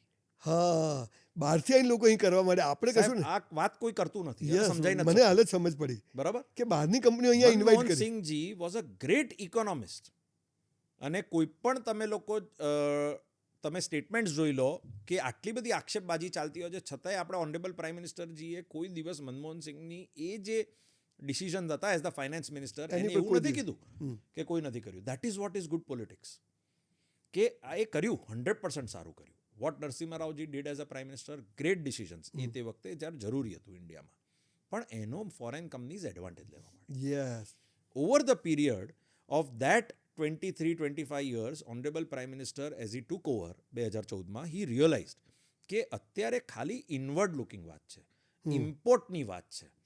આપણા લોકોનું, આપણા પ્લેટફોર્મ્સ, આપણી જમીનો સસ્તી લેવાની વાત ચાલી રહી છે અહીંયા. એટલે મારુતિ કંપની અહીં મારુતિ બને, આપણે પૈસા તો જાય ત્યાં. હા, યસ યસ. એટલે એ બધી કંપનીઝને આપણે ક્લિયરલી કહેવામાં આવ્યું 2014 પછી કે તમારે જે કંઈ બી બનાવવો એ બનાવવાનું, પણ અમારા પ્રોડક્શન માટેનું બનાવવાનું. લેબર અમારી આટલા % તમે એમ્પ્લોય કરતા હો તો જ બનાવવાનું. થર્ડ ઇઝ કે બીજા આવે ને બનાવે એ પહેલાં આપણે કેમ નથી બનાવતા, એ તમને રિયલાઇઝ થયું મેક ઇન ઇન્ડિયા. હવે મેક ઇન ઇન્ડિયાનું નામ અને સ્લોગન જ્યારે આવ્યું ત્યારે મેક ઇન ઇન્ડિયાનું હું હંમેશા આત્મનિર્ભર સાથે રિલેટ કરું છું. આત્મનિર્ભર અને make in India are like sister concern slogans, અને બંનેની યોજના કસે ને કસે ભેગી થાય છે. કોવિડ વખતે આપણને રિયલાઇઝ થયું કે it is very very important કે આપણે લોકો બહાર જોતા કરતાં અંદર જોઈએ. જેમ આપણી જાતને બહારથી જોતા હતા એમ ઇનર ગ્રોથ પર કામ કરીએ, એ જ રીતે ઇન્ડિયાના ઇનર ગ્રોથ પર કામ કરવાનું આપણને રિયલાઇઝ થયું કે વર્લ્ડ બધી જ બોર્ડર બંધ કરી દે તો આપણો દેશ એક સેકન્ડ બી કોઈ પણ વસ્તુ માટે અટકવો ના જોઈએ. એ હતું make in India. Make in India કોઈ પણ વસ્તુ. હવે એની હું વાત કરું, દિવસમાં માણસ ઉઠે તો એની ટૂથપેસ્ટથી લઈને સાંજ સુધીની કોઈ પણ જરૂરિયાતની વસ્તુ હોય, ખાવાથી લઈને કપડાથી લઈને, એ બધી જ વસ્તુઓ ઇન્ડિયામાં બનવી જોઈએ. ઓહો. અને ઇન્ડિયન વસ્તુઓનો એમાં આપણા માટે તો થાય જ ઉપયોગ, પણ એટલી વર્લ્ડ ક્લાસ હોવી જોઈએ, એના સ્ટાન્ડર્ડ્સ એટલા હાઈ હોવા જોઈએ કે બધી વસ્તુઓ એક્સપોર્ટ. હવે આપણી ટૂથપેસ્ટની કંપની, ટૂથબ્રશની કંપની એવી કેટલી થઈ ગઈ સાહેબ, જેનો આપણને અંદાજો નથી. હું ગુજરાતની એવી કંપનીઝને ઓળખું છું જે ટૂથબ્રશને એવી વસ્તુઓ બનાવે છે, જે લોકો અત્યારે 60% એમનું પ્રોડક્શન એક્સપોર્ટ કરી રહ્યા છે અને 40% ગુજરાતમાં અને ઇન્ડિયામાં આપી રહ્યા છે, વિચ આર વર્લ્ડ રિનાઉન્ડ અને એક્સેપ્ટેડ કંપનીઝ. બોલો, 60% બહાર જાય છે. આપણી પતંજલિની બધી પ્રોડક્ટ્સ આપણા ત્યાં બનીને આપણને કોઈ વસ્તુની જરૂરિયાત બહારની ના પડે સવારથી સાંજ સુધી, એવી પતંજલિ કંપની થઈ ગઈ. આ તો વેલ્યુએશન જે બી હશે, કેટલા હજારો, 30,000 કરોડ, 40,000 કરોડ, બાબાએ શું કર્યું છે બને છે ઇન્ડિયામાં, એટલે મને ખબર છે. અને બધું પ્રોપર આપણા આયુર્વેદિક પદ્ધતિથી એવી કેટલી બધી કંપનીઝ છે જે કરે છે. આજે હું કોઈ પણ રોગની કે કંઈ પણ દવાઓ ઘણીવાર ફોરેનની કંપની સાથે ચર્ચા કરતો હોઉં કે ફોરેન જવું તો જોઉં, એ લોકો આપણને હવે ઓર્ગેનિક અને આયુર્વેદિકના ટેગવાળી વસ્તુઓ આપી રહ્યા. જે આપણી જ વસ્તુઓ, જે આપણી સંસ્કૃતિ હતી, એનો ઉપયોગ કરીને એ લોકો ધંધો કરતા હતા. એ હવે આપણને ખબર પડી કે આપણે આનો ધંધો કરવો છે, આપણે આને વેચવાની છે. આપણે એક જ ચેન્જ લાવવાનો છે કે ક્વોલિટી અને ગ્લોબલ સ્ટાન્ડર્ડ્સને અડી રહેવાનું છે, જેથી આપણી કોઈ પણ બનતી પ્રોડક્ટ એ ગ્લોબલ પ્લેટફોર્મ પર આપણે એક્સપોર્ટે કરી શકીએ અને આપણા દેશમાં વાપરી શકીએ. એ છે આત્મનિર્ભરતા કે મેક ઇન ઇન્ડિયાનું બેઝિક પર્પઝ. હવે વાત આવી ફરક શું પડ્યો સાહેબ? તો ફરક એટલો પડ્યો સાહેબ કે ડિફેન્સ છે ને, આપણે લોકો ઓછામાં ઓછું લેટ્સ સે 10,000થી 20,000થી 30,000થી XYZ ફિગર, કરોડની ફિગર આપણે લોકો ઇમ્પોર્ટ કરતા હતા વર્ષે. આપણું 100% defence was dependent on other countries. ઓહો. અત્યારે સાહેબ આપણે 2 લાખ કરોડનું ડિફેન્સ એક્સપોર્ટ કરીએ છીએ. This is called make in India. More than 486 companies, defence companies of India are making for the Indian army, and they are also exporting to the global top companiesની armed forces માટે. Imagine the kind of standard that you have created કે America, Russia, China, XYZ countries આપણી Indian companies દ્વારા બનાવેલી defence product accept કરે છે અને વાપરે છે. અને આપણી સાથે ટ્રેડ ડીલમાં પહેલાં જ્યારે દેશોના વડાપ્રધાન આવતા હતા એ આપણી સાથે એક જ ડીલ કરે કે અમારા આટલા આર્મ્સ એન્ડ એમ્યુનેશન ખર્ચો એટલે તમને આટલા રૂપિયા આપીએ. હવે ગઈ વાત આપણે રૂપિયા લેવાની કે એમના પેલા ઘઉં ચોખાની એમની ભીખ લેવાની, જે આપણા જ ઘઉં ચોખા આપણી પાસેથી લઈને આપણને પાછા આપતા હતા, એ ગઈ. અને આ વાત આવી ગઈ અમારી સાથે શું લેશો એની વાત આવી. તમે અમારું શું ખરીદશો બોલો, અમારી કંપની. હું સાહેબ તમને નાનું એક્ઝામ્પલ આપું. What is make in India and how MSME and small traders are affected. Make in India અને આત્મનિર્ભર દ્વારા બિહારની એક કંપનીએ ઓનલી વિમેન એમ્પ્લોયમેન્ટ કરીને બેગ બનાવવાનું ચાલુ કર્યું. અત્યારે 150 વિમેન એ હેન્ડબેગ બનાવવાની, લેડીઝ પર્સ બનાવવાની કંપનીમાં કામ કરે છે અને ગ્લોબલી સારામાં સારી કંપનીઝને એ બેગ સપ્લાય કરે છે. આવા હજારો નાના એક્ઝામ્પલ્સ છે સાહેબ. નહીં તો આપણે તો કાગળની થેલી બી ચાઇનાથી જ આવે. એક્ઝેક્ટલી સર, આવા હજારો Toys બધા ત્યાંથી, toys એક્ઝામ્પલ્સ industry બહુ લઈને, મોટી. પેપર બેગથી લઈને બધું જે જ. બી વસ્તુઓ બધી પ્લાસ્ટિક નાની બંધ કર્યું તો પેપર બેગ તો આપણા ત્યાં 1000 પેપર બેગની ફેક્ટરી, કોરોગેટેડ બોક્સીસ તો 1000 કોરોગેટેડ બોક્સીસની ફેક્ટરી. તમારે શું જોઈએ? દવા બનાવી છે તો Indian pharma companies are doing the best in the world. અત્યારે મને કોઈ ફાર્મા કંપની ગ્લોબલની મને કંઈક થયું હોય તો મને ટ્રસ્ટ નથી થતો. મને મારા દેશની પ્રોડક્ટને મને મારા ભારતની પ્રોડક્ટ પર વિશ્વાસ છે. હવે ધોઝ આર ધ સ્ટાન્ડર્ડ. પહેલાં આપણે આપણા દેશની પ્રોડક્ટ પર વિશ્વાસ જ નહોતો સાહેબ. એ મેક ઇન ઇન્ડિયાએ આપણામાં ચેન્જ લાયા સાહેબ. હવે ચિરંજીવભાઈ, આજનું જે યુથ છે, હા ખાસ બધા અમારા સ્ટુડન્ટ્સ પણ બધા ડિજિટલ ઇન્ડિયાવાળા છે, હા તો ડિજિટલ ઇન્ડિયા શબ્દ બહુ ચાલ્યો. UPI યસ અને જુદી જુદી જાતથી DBT, Yes. આધાર. તો આ ડિજિટલ ઇન્ડિયા જે મોદી સાહેબે શબ્દ ઉપાડ્યો, તો એના કારણે એક સામાન્ય માણસના જીવનમાં શું ફરક પડ્યો અને નેશનલ લેવલ પર ડિજિટલ ઇન્ડિયા ક્યાં છે? કે ખાલી શબ્દ જ છે કે જબરજસ્ત એની ઇમ્પેક્ટ છે? જેમ આ બાકી બધા શબ્દોની મને ઘણા બધાની આજે ખબર પડી. તો ડિજિટલ ઇન્ડિયા વગર તો ચાલવાનું જ નથી. આખો કમ્પ્યુટર યુગ આવી ગયો. તો ડિજિટલ ઇન્ડિયાને તમે કઈ રીતે જુઓ છો? એટલે સાહેબ, મેં જ્યારે હાઉસ ઓફ કોમન્સમાં મારું લેક્ચર આપ્યું હતું લંડનમાં, ત્યારે મેં એટલું જ કીધું હતું કે વચ્ચે રોકું, ચિરંજીવભાઈ યુનાઇટેડ નેશનમાં બીજા ગુજરાતી છે કે જેણે ત્યાં સ્પીચ આપી હતી behalf of India. Non political Non-political. Non political non religious Yes. એવા ખાલી વિક્રમ સારાભાઈ હતા. અને- પછી મને Yes. ચાન્સ મળ્યો હતો. Thank you. પછી એના પછી હાઉસ ઓફ કોમન્સમાં, હાઉસ ઓફ લોર્ડ્સમાં મને એવોર્ડ મળ્યો અને ત્યારે મેં આપી એમના સ્પેશિયલ બેન્ક્વેટમાં. અને પછી જે સૌથી જૂનું હોલ છે જ્યાં ગાંધીજીએ સ્પીચ આપી હતી હાઉસ ઓફ કોમન્સમાં, એ પોડિયમ પર હમણાં મેં આપી, પલકી શર્માએ આપી, પેલા આપીને એ લોકોની ડિબેટ થઈ, એમાં મેં આપી. ગ્રેટ. Digital India. Yeah. આ બધી વાતો હું તમને એટલે નથી કરતો કે આજે આપણે શબ્દો વિશે સાંભળે. બાકી મારી નીચે હું બધું લખવાનો છું કે ચિરંજીવી પટેલ કોણ છે, મને બી ઘણી બધી ખબર નથી હોતી. પણ આજે આપણા મેઇન શબ્દો છે જે મને ઘણી બધી ચીજ ખબર નથી, એ જ આપણે એમની પાસેથી જાણવું છે. Digital India.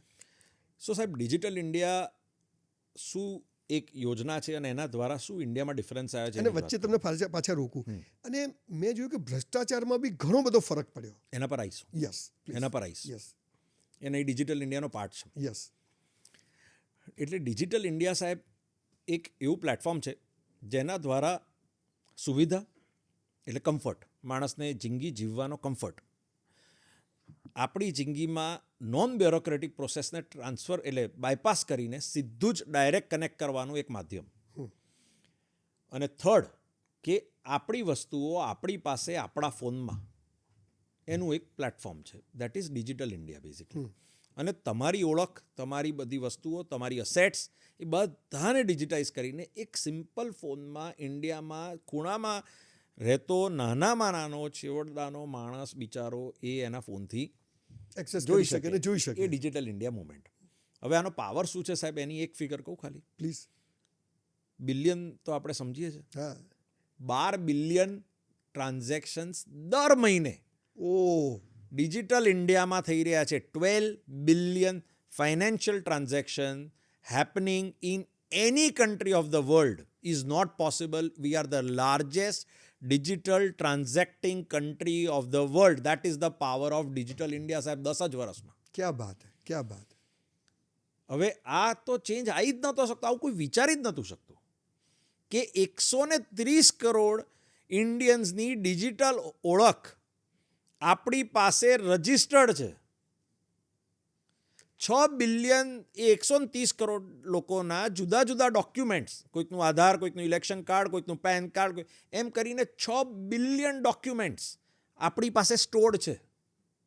That is the power of digital India. Can you imagine India જેવા કન્ટ્રીમાં જ્યાં આપણે 140 કે 143 કરોડની વસ્તીની વાત કરીએ જેમાંથી 130 આપણી પાસે એબ્સોલ્યુટલી રેડી છે. બોલો, on record. And record. And when you are speaking about record, sir, let me tell you that today our more than 67% of banking transactions of the country are now done digitally and online. Panipuri વાળો એનાથી પૈસા લે છે, શાકભાજી વાળા એનાથી પૈસા લે છે. તો માણસને છૂટાની મગજમારી જતી રહી. જ્યારે એ એમ્પ્લોયમેન્ટ એક માણસની જે આખી એનર્જી હતી એના ઓફિસની, એ બેંકમાં જાય, ચેક ભરે, એને 25 ધક્કા ખાવાના, નહીં ખાવાના, એ બધા દિવસો આપણે ભૂલી ગયા છે સાહેબ. અરે બાપા, થાકી જવાનું. અને હમણાંની જ વાત છે. હમણાં આ રિવોલ્યુશન તો 10 વર્ષમાં, જે 5 વર્ષ મહેનતથી 5 વર્ષથી આવ્યું. બિલકુલ. તો 5 જ વર્ષ પહેલાં આપણે શું હાલત હતી અને આપણે કેટલી એનર્જી ને કેટલો હ્યુમન મેન પાવરનો વેસ્ટેજ અને શું કરી રહ્યા હતા, એમાંથી કેટલા રૂપિયાની બચત થઈ. હવે વાત થઈ સાહેબ ડિજિટલ ઇન્ડિયાની ટ્રાન્સપરન્સીની. તો ડિજિટલ ઇન્ડિયાની ટ્રાન્સપરન્સીમાં ખાલી જનધનના અકાઉન્ટમાં સાહેબ ટોટલ 3,06,000 કરોડ રૂપિયા જુદી જુદી રીતે લોકોના ખાતામાં ગયા છે. સીધા જેમ ખેડૂતને 2,000 જાય, પેલાને આના ગેસની સબસિડી જાય, બધું જ થઈને સીધું જ. યસ, બરાબર છે. અને લોકો કહે છે કે સીધા અમારા ખાતામાં આવી જાય, કોઈને મળવા નહીં જવાનું, કોઈને કશું પૂછવાનું નહીં. સાહેબ મને એવું લાગે છે કે મારી કંઈક ભૂલ છે આ ફિગરમાં. આ બહુ જ ઇમ્પોર્ટન્ટ ફિગર્સ છે. Yes please. અને મેં એટલો બધો આજે સ્પેશિયલ તમને મળ્યો તો એટલે રિસર્ચ કર્યો છે આ ફિગર્સનો, જે કોઈ જગ્યાએ ના મળી હોય. બરાબર. કે ડાયરેક્ટ બેનિફિશરી જનધનના ખાતાની જે વાત કરી, એ જનધનના ખાતામાં 30 લાખ કરોડ પ્લસ અત્યાર સુધી આપણે ડાયરેક્ટ ટ્રાન્સફર આપી ચૂક્યા છે. અને 2.7 લાખ કરોડનો જુદા જુદા રીતનો લોસ થતો હતો, કે વચ્ચે પૈસા ખવાઈ જતા હતા, કે ટ્રાન્સપરન્ટલી પહોંચતા નહોતા, એ આપણે સેવ કર્યું છે. એમાં જેટલું પેપર વર્ક ઓછું થઈ ગયું એ પૈસા સેવિંગના આવી ગયા, જે પહોંચ્યા નતા એ આવી ગયા, સમય જે બગડતો તે આવી ગયા, બ્યુરોક્રસીમાં જે રૂપિયા આમથી આમ જતા હતા કે પોલિટિક્સમાં ખવાઈ જતા હતા, એ બધા પૈસા આવી ગયા. સાહેબ 30 લાખ કરોડ આ લોકોને, આપણા દેશની જનતાને મળ્યા છે. મારે કોઈ બીજી વાત કરવાની જરૂર જ નથી કે શું બેનિફિટ મળ્યો તમને ડિજિટલ ઇન્ડિયાથી, કે સરકારે શું કર્યું છે. બીજું તો સરકાર શું કરે સાહેબ. સાહેબ એક સંજીવની કરીને મેડિકલ પ્લેટફોર્મ આપણે લોન્ચ કર્યું છે સરકારે. અને એમાં તમને શું લાગે છે કે આપણા દેશના છેવાડાના માણસને શું બેનિફિટ થયો હશે? સાહેબ 20 કરોડથી વધારે ટેલી કન્સલ્ટેશન્સ આપણા ભારતીયોએ સંજીવના પ્લેટફોર્મ પર કર્યા છે. એક પેનલ ઓફ ડોક્ટર્સ છે, તમારે ડોક્ટર પાસે નહીં જવાનું, ફ્રી સેવા, જ્યાં તમને તમારો રોગ બેઝિક, જ્યારે તાવ, શરદી, ઉધરસની દવા અને એ જનરિક મેડિસિન્સ અહીંયાના આપણા તરફ સ્ટોરથી મળી જાય. અને આ નેટવર્ક સાહેબ ક્રિએટ કરવું સાહેબ, હાઉ ઇઝ ઇટ પોસિબલ? હવે એ જનરિક દવામાં આ દવા નથી મળતી ને આ છે ને આ નથી, એ છે. ટીધિંગ પ્રોબ્લેમ્સ, તમે તમારી કોઈ પણ ફેક્ટરી ચાલુ કરો, ટીધિંગ પ્રોબ્લેમ ના હોય. આજે આપણે ઘર બનાવ્યા, આપણા ઘરમાં બધું રોજ અવેલેબલ હોય એવું હોય છે? બિલકુલ નહીં. કોઈક આવી ગયું, મહેમાન આવ્યો ને આજે આઈસ્ક્રીમ, તો કે નથી, પણ નહોતું, આજે લેવા ગયો માણસ આવશે ભાઈ. So we can not always sit and complain કે ગવર્મેન્ટે આ નથી કર્યું. લેટ અસ બીકમ પીપલ જે ગવર્મેન્ટને અવેર કરે, જે ગવર્મેન્ટને કહે કે આ સુવિધા છે પણ અમને થોડી અહીંયા ઉપલબ્ધ નથી થતી, અમને તકલીફ પડે છે, અમને સજેશન્સ આપવા છે કે સાહેબ આ બી થઈ શકે છે. એવા સિટીઝન્સ બનીએ, નહીં કે સવાર પડે સોશિયલ મીડિયાનો દુરુપયોગ કરીને કમેન્ટો કરીએ ઘરે બેઠા કશું કર્યા વગર. એ કરવાવાળા કશું કરતા જ નથી. તમારું યોગદાન શું છે? કશું જ નહીં. તો એના કરતાં આપણે ગવર્મેન્ટની સારી યોજનાની વાતો કરીએ, છેવાડાના માણસને સમજાવીએ કે આ બી તને અવેલેબલ છે ભાઈ, તું ઉપયોગ તો કર. ફોન છે તારી જોડે, તને ખબર નથી અને તું કમ્પ્લેન કરે છે. તને ઘરે બેઠા ના તારે પાસપોર્ટ માટે જવાનું છે, ના તારે બોસ આધાર માટે જવાનું છે, ના તારે સંજીવના ડૉક્ટર પાસે જવાનું છે, ના તારે કોઈ પણ વસ્તુ માટે જવાનું છે. તને ખાલી એકવાર વોટ કરવા જવાનું છે, એ જજે ભાઈ. ત્યાં ડિજિટલ ઇન્ડિયા નથી, કારણ કે હવે એમાં એક લાવવા જઈએ છે તો લોકો એમ કહે છે કે પ્રોબ્લેમ છે.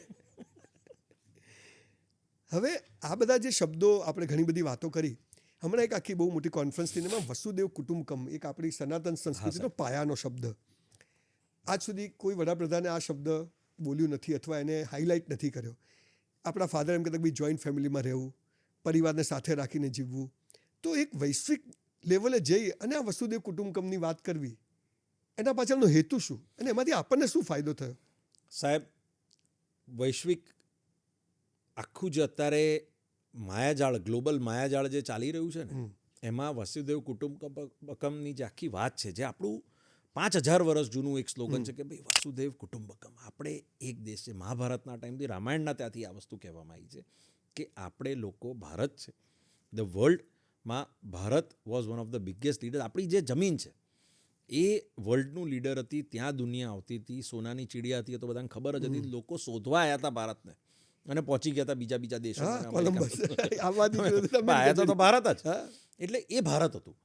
અને એ ભારતની જ્યારે શોધ અને દુનિયા જ્યારે અહીંયાથી ચાલતી હતી, અને જ્યારે highest amount of super powers, હું કોઈ બીજામાં નથી જતો, સુપર પાવર અને super natural humans that have ever taken place on અર્થ, જે આપણી આ પવિત્ર ધરતી પર હતા, એની વસ્તુઓને વર્લ્ડ ઓવર આપવા માટે આપણા જે, હું એમ નથી કહેતો, પણ આપણી સ્પિરિચ્યુઆલિટીનું વર્લ્ડ અત્યારે રિસ્પેક્ટ કરે છે. અને ફોરેનર્સ વર્લ્ડ ઓવરથી આપણા ત્યાં આવે છે અને દે હેવ રિયલાઇઝડ. આજે યોગા શું છે?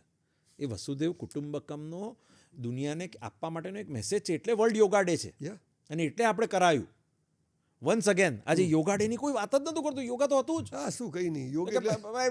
સાહેબ એ જઈને યોગાની વાતો કરે. જ્યારે યોગાની વાત કરી એટલે ગ્લોબલ આપણી સાથે કનેક્ટ થયા. એ કનેક્ટ થયા એટલે તમારી સંસ્કૃતિ સાથે કનેક્ટ થયા. તમારી સંસ્કૃતિ સાથે જ્યારે કનેક્ટ થાય એટલે તમારા દેશમાં વિઝિટ કરવા આવે. ન્યુયોર્કમાં ટાઈમ્સ સ્ક્વેર પર લોકો યોગા કરે. ના, પણ પછી આવે ક્યાં સાહેબ? તમારા ત્યાં, તમારા ટ્રેનિંગ સેન્ટર પર. તમારું ટુરિઝમ ભોગવશે, તમારી હોસ્પિટાલિટી ઇન્ડસ્ટ્રીનો વધારો થશે. સાહેબ, વાસુદેવ કુટુંબકમ બી એક સ્લોગન છે જે આ બધી જ સ્લોગનની ઇકોસિસ્ટમ સાથે કનેક્ટ કરેલું છે. અને આપણે તો ભારતીય છે. અવર આઈડિયા ઇઝ કે અમે ફરીથી એક સુપર પાવર છે. હવે અમારી સાથે આવો, અમારી સાથે જોડાઓ. બીજે જે તમને ફ્લેક્સિબિલિટી મળે છે, બીજા દેશોમાં જે મળે છે, ઇન્ક્લુડિંગ તમારા દેશોમાં સ્ટેબિલિટી નથી સાહેબ. એ આપણો મેસેજ છે. એટલે વિદેશ નીતિમાં બી ફરક પડ્યો, આઈ થિંક. એના લીધે ફરક પડ્યો ને સાહેબ, કે અમારા ત્યાં આવો, અમે તમને બધું આપવા માંગીએ છીએ. અમારા ત્યાં આવો, અમારા ત્યાં ઇન્ડસ્ટ્રી કરો, અમારા ત્યાં અમારા લોકોને એમ્પ્લોય કરો, અમે તમને ફેસિલિટીઝ, સ્ટેબિલિટીઝ, પીસ આપીશું, અને let us all come together and work as partners. આજે એમનેમ તો એવું છે નહીં કે ફોન બનાવે. હવે હું એના પર જ આવું છું સાહેબ. એવું તો છે નહીં કે 29 દેશના લોકો આપણા પ્રાઇમ મિનિસ્ટરને જુદા જુદા સર્વસ્વ એમના ત્યાં જે આવેલું માન સન્માન છે એ આપે છે. એવું પહેલાં તો કોઈ દિવસ થયું નથી. કેમ આપે છે? તે વસુદેવ કુટુંબકમનો એક પાર્ટ છે કે તમે લોકો આવો, અમે તમને પ્લેટફોર્મ આપીશું. તમારો દેશ નાનો છે કે મોટો છે. હવે એવું નથી કે એપલવાળા ફોક્સકોનને અમેરિકામાં પ્લેટફોર્મ નથી. હા, બિલકુલ. ત્યાં તો આખી દુનિયામાં ઘણું. પણ સાહેબ, ફોક્સકોનની જ્યારે ઇન્ડસ્ટ્રી થઈ ને, ત્યારે અત્યારે આપણે જે બી કીધું એના લીધે આપણા ત્યાંથી 30,000 થી 32,000 લોકો અત્યારે ફોક્સકોનમાં કામ કરે છે સાહેબ. In different ways they are associated with the manufacturing of phones.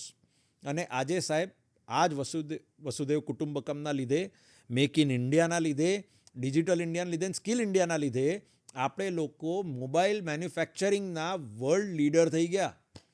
આપણા ત્યાં જેટલા મોબાઈલ ફોન બને છે એનું 97% કન્ઝમ્પશન આપણે જ કરીએ છીએ. એટલે બહારથી લાવવાનું બંધ થઈ ગયું સાહેબ. બનાવીએ છીએ આપણે, હવે એક્સપોર્ટ કરીએ છીએ આપણે. આપણું ઇલેક્ટ્રોનિક ઇન્ડસ્ટ્રી એક્સપોર્ટ થાય છે. જ્યારે 84માં ઇલેક્ટ્રોનિક સ્મગલિંગનું એક મોટું નેક્સસ ચાલતું હતું આખા ભારત દેશમાં, એનામાંથી તમે એક્સપોર્ટર થઈ ગયા સાહેબ. હવે કયું બીજું મેક ઇન ઇન્ડિયા કે આત્મનિર્ભરતાનું તમારે એક્ઝામ્પલ જોઈએ છે? એટલે સાહેબ, આપણા ત્યાં એટલી બધી ફેસિલિટીઝ અવેલેબલ છે. આપણે કોઈની સાથે ઝઘડવું નથી. આપણે એક સુપર પાવર થવું છે. અમે અમારી રિસ્પેક્ટેબલ પોઝિશનથી તમને ઇન્વાઇટ કરીએ છીએ. Let us become one world together. અને અમારી સંસ્કૃતિમાં વસુદેવ કુટુંબકમ એ અમારી ગળથુથીમાં છે, અમારા બ્લડમાં છે. અમારે કોઈ જ માથાકૂટ નથી કર્યું, કોઈ વોર નથી કર્યું. વી are the last people two attack any country. We have never attack on anybody. કોઈ અમને કરશે તો અમે એને છોડીશું નહીં. હવે નહીં. એ આ બધું આમાં એક્ઝામ્પલ આવી ગયું. પરફેક્ટ. આપણે ઘણા બધા શબ્દો જે કન્ફ્યુઝિંગ, મને પૂરી માહિતી એની વાત કરી, પણ સૌથી મહત્વની જે તમે શરૂઆતમાં જ વાત કરી કે અમૃતકાળ, વિકસિત ભારત 2047, તો હજુ 47 તો ઘણું દૂર છે અને આપણે તો અત્યારે હજુ 26માં છીએ. તો 20 વર્ષનું પ્લાનિંગ. તો અમૃતકાળ એટલે શું મોદી સાહેબ કહેવા માગે છે, અથવા એના પાછળનો હેતુ શું છે? અમૃતકાળ એટલે કે આ ઇન્ડિયાનો સુવર્ણ યુગ છે. આ 25 વર્ષ જે આ આપણા જે 100 વર્ષ આઝાદીના છે, એમાં એવું કહેવા માંગે છે સાહેબ 10 વર્ષ પહેલાં જ આવ્યા છે. એવું નથી કહેતા કે 2014 થી 2022 તમારો સુવર્ણ એટલે હું એ જ કહું છું કે એને એ પહેલાં 75 વર્ષમાં જે કંઈ બી કામ થયું આપણા દેશમાં, જે કંઈ બી યોજના હોય, જે કંઈ બી પ્લેટફોર્મ્સ આવ્યા, હવે એને ફાઇનલ શેપ આપવાનો, ફાઇનલ રીતે ઘડવાનો અને ફાઇનલ રીતે એની ઓપોર્ચ્યુનિટી, એ જે પ્રોડક્ટ બની ગઈ હોય એને જે શોકેસ કરવાનો હોય, એનો જે ડેમો હોય, એ દુનિયા સાથે સામે આપવાનો જે પીરિયડ આવ્યો અને જે સમય આવ્યો, એ અમૃતકાળ. ઓકે. ભારતને વિકસિત ભારત છે અને વિકસિત ભારતની જર્ની પર જઈ રહ્યું છે. એના માટે ગ્લોબલ લેવલ પર કોમ્પિટિટિવ સુપર પાવર તરીકે એસ્ટાબ્લિશ કરવાનો જે પીરિયડ છે, દરેકે યોજના, નાનામાં નાની યોજનાથી લઈને મોટામાં મોટી કોઈ સ્કીમ હોય કે મોટામાં મોટું કોઈ આયોજન હોય, એ વર્લ્ડને બતાવવાનું, એ છે અમૃતકાળ. અમૃતકાળમાં જે કોમનવેલ્થ ગેમ્સ કે જે ઓલિમ્પિક થવાની છે, એ ફર્સ્ટ ટાઈમ આ રીતે થશે. એવું નથી કે પહેલાં કોમનવેલ્થ નથી થઈ, હા હા પણ હવેની કોમનવેલ્થ ગેમ્સ એ અમૃતકાળવાળી કોમનવેલ્થ ગેમ્સ હશે, જ્યારે દુનિયા ભારતને એક નયા ભારત તરીકે જોશે. જો ભગવાનની દયાથી ઓલિમ્પિક્સ આવી ગયું, જે હું તો બહુ જ કોન્ફિડન્ટ છું આવવાનું છે, બરાબર. એ આવી ગયું અને એનો એનાઉન્સમેન્ટ થશે, તો ફરીથી એક નવા ભારતનું, એક સક્ષમ ભારતનું, એક સુશક્ત ભારતનું એક સપનું આપણું પૂરું થશે. અને એ જે જર્ની છે આખી 2047 સુધીની, એ જે આ છેલ્લો દાયકો છે 25 વર્ષનો, that is called amrit. That is called amrit. એટલે અત્યાર સુધી જે કંઈ બધું થયું છે આ 20 વર્ષમાં દુનિયાને આપણે નવી રીતે બતાવીશું, એનું નામ છે એનું અમૃતકાળ. હવે આયા અમૃતકાળ પછી આવે સાહેબ વિકસિત ભારત, જે આપનો બીજો પ્રશ્ન છે. આપના બે પ્રશ્ન છે, અમૃતકાળ અને વિકસિત ભારત.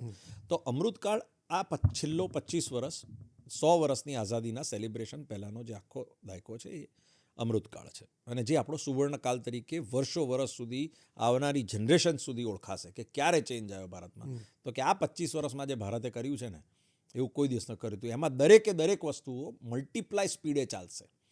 હવે દેશ અને દેશની ફિગર્સ પહેલું ટ્રિલિયન કે 3 ટ્રિલિયનની જર્ની પેલી હતી, પછી પણ અમૃતકાળની જે જર્ની છે, due to make in India, due to skill India, due to digital India, બધું જ. એ 30 નંબરથી 10 નંબરની ઇકોનોમી, 10 નંબરથી 5 નંબર, અને હવે 5થી ત્રીજી નંબર વર્લ્ડની લાર્જેસ્ટ ઇકોનોમી તરફ આપણે જઈ રહ્યા છે. આપણો સાહેબ જીડીપી ગ્રોથ છે ને અત્યારે, જે આપણે 6.4, 7.2, 5.8 જુદા જુદા GDP numbers in different sectors. Overall આપણો 6.4 to 7.2માં આપણે રમીએ છીએ, પણ every sector is about 5%. That is why we are achieving this. Every sector is growing at a faster speed. That is why we are talking about 5 trillion economy. એ જે અચીવમેન્ટની આપણી સ્પીડ ચાલી રહી છે અને જે આપણે અત્યારે ગ્રોથ કરી રહ્યા છે, એ જે આપણે અચીવ કરવું છે ને, એ વિકસિત ભારતની આ જર્ની છે. જ્યારે બધી વસ્તુઓ એકદમ સ્પીડમાં મલ્ટીપ્લાય થશે સાહેબ. નહીં, તો પછી આજનો જે યુવાન ઉદ્યોગ સાહસિક છે, એને 2047 20 વર્ષ એને શું કંઈ સ્પેશિયલ રીતે કામ કરવું પડશે? ના, એને સ્પેશિયલ રીતે 100% કામ તો કરવું જ પડશે, પણ એને જુદી જુદી રીતે એ રીતે તૈયારી બી રાખવી પડશે એ યુવાને, કે હું હવે એક ગ્લોબલ કન્ટ્રીના પાર્ટનો નાગરિક છું. હું એ ભારતમાં નથી, હવે હું એક નયા ભારતનો નાગરિક છું, જ્યાં મારી પોતાની બી અમુક જવાબદારીઓ છે. અને દરેકે દરેક યોજનામાં જો મારે ગ્રોથ કરવો છે, મારે એક સક્સેસફુલ ઓન્ટરપ્રેન્યોર તરીકે કે બિઝનેસમેન તરીકે કે એક પ્રોફેશનલ તરીકે ઉપર આવવું છે, તો નાનામાં નાની જોબ બી એ રીતે કરવી પડશે જ્યારે તમે એક ગ્લોબલ સુપર પાવરની જોબમાં સવારે જઈ રહ્યા છો. અને તમારે એ રીતે તૈયાર થવું પડશે કે જે વર્લ્ડના ટોપમોસ્ટ કન્ટ્રીઝના લોકો જે રીતે સવારે ઉઠીને જોબ પર 4 જાય વાગે છે, કામે, એમાં કામ પર લાગે છે અને રાત સુધી કામ પૂજા કરે જાણે છે, કરે, એટલે આમાં કોઈ સવાલ જ નથી. અને ભારત દેશના નાગરિકે, હું બી એવું માનું છું કે દિવસમાં જેમ નારાયણ મૂર્તિ સાહેબે કીધું હતું કે આટલા કલાક કામ કરવું છે, એમાં ગ્લોબલ જે ડિબેટ થવી થાય, હું ભારત દેશનો નાગરિક આટલા કલાક કામ, જો 70 કલાક અઠવાડિયામાં કામ ના કરે, 7 દિવસમાં તો દિવસના 10 કલાક થયા, આપણને તો ઊંઘે ના આવે 10 કલાક કામ ના કરે. આપણે તો એથી વધારે સક્સેસ કરવી હોય તો એ જે સક્સેસફુલ થવાની જે જર્ની છે ને, એમ પાછળનો કાળ ટુ અમૃતકાળની જે જર્ની છે ને, એમાં તો 70 કલાક કરવું પડશે એવું મારું સંપૂર્ણપણે માનવું છે. એમાં જો તકલીફ પડતી હોય તો સક્સેસફુલ નહીં થવાય. સક્સેસના સપના ચોક્કસ એટલે જોવાશે. તમારી પાસે સમય તો 24 કલાક જ છે, હવે તમે એ વધારશો તો સીધું ફરક ત્યાં પડવાનો છે. અને 10 કલાક કામ નહીં કરો તો બાકીના 14 કલાક શું કરશો? શું કરશો?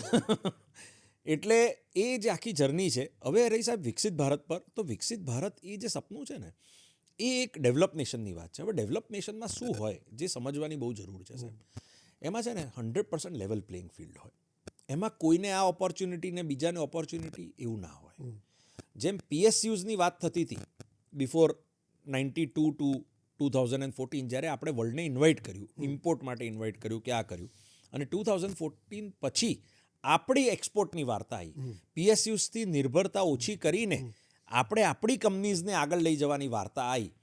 એ જે રીતનો આખો ચેન્જ આવ્યો, એવો જે ટ્રાન્સફોર્મેશનલ ચેન્જ આપણે લાવવાનો છે, એ લેવલ પ્લેઇંગ ફિલ્ડ વિકસિત ભારતમાં આવશે. દરેક જણને એક ઇક્વલ ઓપોર્ચ્યુનિટી આવશે. વિમેન એમ્પાવરમેન્ટની જે વાત કરતી હતી, એ વિમેન એમ્પાવરમેન્ટનું સપનું 100% સક્સેસફુલ થઈ જશે. એ વાત થશે કે જ્યારે દરેક વિમેનને આપણા દેશની નાનાથી લઈને જગ્યાએથી લઈને મોટી જગ્યા સુધી ઓપોર્ચ્યુનિટી હશે. એનું આપણે અમૃતકાલમાં એક્ઝામ્પલ જોઈ રહ્યા છે. Bus driver, rickshaw driver, train driver, air force સુધી, pilots. Look at the number of women today. That is increasing year on year. હમણાં મુખ્યમંત્રીશ્રીનો કાર્યક્રમ હતો, 5,000 કંડક્ટર અને મિકેનિક, એમાં પણ લેડીઝ હતા સાહેબ. કંડક્ટરમાં. હા, તો એ વિકસિત ભારતમાં જે વન ઓફ ધ પિલર્સ છે, ઇઝ વિમેન એમ્પાવરમેન્ટ સાહેબ. યસ. અને બહુ જ ઇમ્પોર્ટન્ટ એ બી છે, વિકસિત ભારત થવું હોય તો એ છે એન્વાયરમેન્ટ તરફની તમારી જવાબદારી સાહેબ. સૌથી મોટો પ્રશ્ન. ક્લાઇમેટ ચેન્જની જે ચેલેન્જ આવવાની એની તરફની પ્રિપેર્ડનેસ, કાર્બન ન્યુટ્રલ બનવાની તમારી પૂરેપૂરી તૈયારી. અત્યાર તો કાર્બન ન્યુટ્રલ વર્ડ ખાલી 7% લોકોને ખબર છે કાર્બન ન્યુટ્રલ શું છે. હા, એ આખો પાછો આપણા મોટો દેશમાં વિષય છે. આ સાહેબ એટલો મોટો વિષય છે અરે, કે એના તો વિકસિત પૈસા ભારત- મળશે લોકોને. વિકસિત ભારત સપનું પૂરું જ નહીં થાય જો કાર્બન ન્યુટ્રલ આપણે લોકો હઈશું નહીં તો. અને આપણે 100% એમાં જઈએ છીએ. એના માટે બહુ બધા એફર્ટ્સ ચાલી રહ્યા છે. ખાલી અવેરનેસની જરૂર છે, થોડા ટ્વિક્સ એન્ડ ટર્ન્સ થવાની જરૂર છે. જેમ ગ્રીન બિલ્ડિંગ વર્ડ આવ્યો તો is also a part towards more sustainability and environment. એમાં કરવાના નાના ચેન્જીસ હોય છે. આજે અમે બધા જ સ્ટ્રક્ચર્સ અત્યારે ગ્રીન બિલ્ડિંગ તરફ બનાવી રહ્યા છે. પણ કેમ બનાવીએ છીએ કે થોડુંક જ નાનો ચેન્જ લાવવાનો છે, થોડુંક જ નાનું વોટર કન્ઝર્વેશન કરવાનું છે સાઇટ પર. આ બધી વસ્તુઓ જે છે એ વિકસિત ભારતના પિલર્સ છે. અને એના માટેની જે તૈયારી, એના માટેની જે પ્રિપેર્ડનેસ, અને આપણી જિંદગીમાં સવારથી લઈને સાંજ સુધી કે આ આપણી બેઝિક વસ્તુ છે, આના માટે તૈયારી નથી કરવાની. આપણે જીવીએ છીએ જ આ રીતે. એ જે જીવતા થઈ જઈશું અમૃતકાળમાં, તો આપણે વિકસિત ભારત થઈશું. અને વિકસિત ભારતની જે આખી જર્ની છે, એ ત્યારે જ વિકસિત ભારત આપણે કહેવાઈશું. ભારત દેશ વિકસિત ત્યારે જ કહેવાશે જ્યારે આ આપણી લાઈફસ્ટાઈલ થઈ જશે. 140 કરોડ લોકો આ જ રીતે જીવતા હશે ત્યારે. હવે તમે વાત કરી બરાબર, તો જમીન સ્તરે શાસન વ્યવસ્થાઓમાં કોઈ ફરક પડ્યો? તમે તો સરકાર સાથે બી કામ કરો છો, NGO સાથે કામ કરો છો, તો શાસન વ્યવસ્થા માણસને કઈ રીતે સપોર્ટિંગ કરી રહી છે અત્યારે? સાહેબ, શાસન વ્યવસ્થામાં એટલે સરકારી મશીનરી, આઈ મીન. હું સરકારી મશીનરીમાં હું આ બધા જ જે પ્લેટફોર્મ્સની આપણે આજે વાત કરી એની સમરી ખાલી ક્વિકલી તમને કહી દઉં. પ્લીઝ. વેધર જનધન યોજના હોય કે મોટી PLI સ્કીમ્સ હોય ઇન્ડસ્ટ્રી માટેની, નાની જનધન યોજના હોય તો મોટી PLI સ્કીમ્સ હોય, હેલ્થની સ્કીમ હોય કે ઈ સંજીવની પોર્ટલ્સ હોય કે આયુષ પોર્ટલ હોય કે કોઈ પણ આપણા ઇન્ડસ્ટ્રી માટેનું મેક ઇન ઇન્ડિયાની વાત હોય કે આત્મનિર્ભરતાની વાત હોય કે સ્કિલ ઇન્ડિયાની વાત હોય, આ બધાનું કે ડિજિટલ ઇન્ડિયા, આ બધાનું જ્યારે કોમ્બિનેશન કરીએ એ શાસન વ્યવસ્થા. હવે શાસને તમને પ્લેટફોર્મ આપી દીધા, શાસને તમને બતાડ્યું કે આ ચેન્જીસ થાય છે. ગવર્મેન્ટે તમને બધી જ યોજના આપી દીધી, એના માટે તમને ઓનલાઈન પ્લેટફોર્મ આપી દીધા. તમારે રજિસ્ટર કરવાનું, તમારે સ્કિલ શીખવી હોય તો સ્કિલ શીખવાનું, જોબ જોઈતી હોય જોબ લાવવાનું, માંદા પડો તો મેડિકલ પોર્ટલમાં જાઓ, ઇન્ફ્રા જોઈતું હોય તો ઇન્ફ્રા આપી દીધું. નાના ગામડાઓ સુધી રોડ, રસ્તા, પાણી, ઇલેક્ટ્રિસિટી, એને બધા જ અબજો રૂપિયાના કામ આખા ઇન્ડિયામાં અત્યારે જુદી જગ્યાએ થઈ રહ્યા છે. અમે પોતે જોઈએ છે ને અમે પોતે કરીએ છીએ કામો. એટલે કહું છું, વર્લ્ડની બધી ઇન્ડસ્ટ્રીઝ તમારા ત્યાં આવી ગઈ. આ તો શાસને કર્યું. પણ શાસને જ્યારે કર્યું એમાં આપણે શું કોન્ટ્રીબ્યુટ કર્યું અને આપણે કેટલું યોગદાન આપ્યું સ્વચ્છ ભારત બનાવવા માટે, એનો સવાલ આપણે પૂછવાનો. એટલે શાસને શું કર્યું એ સવાલનો જવાબ આપણને મળી જાય. એટલે હું તો માનું છું કે આજે ભગતસિંહ કે વીર સાવરકરની જરૂર નથી, પણ આ દેશ માટે જીવવાવાળા લોકોની જરૂર છે. બસ એમાં દરેક કોન્ટ્રીબ્યુટ વસ્તુમાં એ કરવા જ્યાં કરી શકે ત્યાં કોન્ટ્રીબ્યુટ કરે 100%. દરરોજ જે આપણે જેમ આપણા ભગવાનને, કોઈ પણ ભગવાનમાં માનતો એને પ્રાર્થના કરીને સૂઈ જઈએ છીએ, ત્યારે સૂતા પહેલાં જેમ ભગવાન છે એમ ભારતમાં આપણી માત છે. આપણે એ મા માટે શું કર્યું ને એ સવાલ પૂછીને જરા સૂઈ જજો તો સારું રહેશે.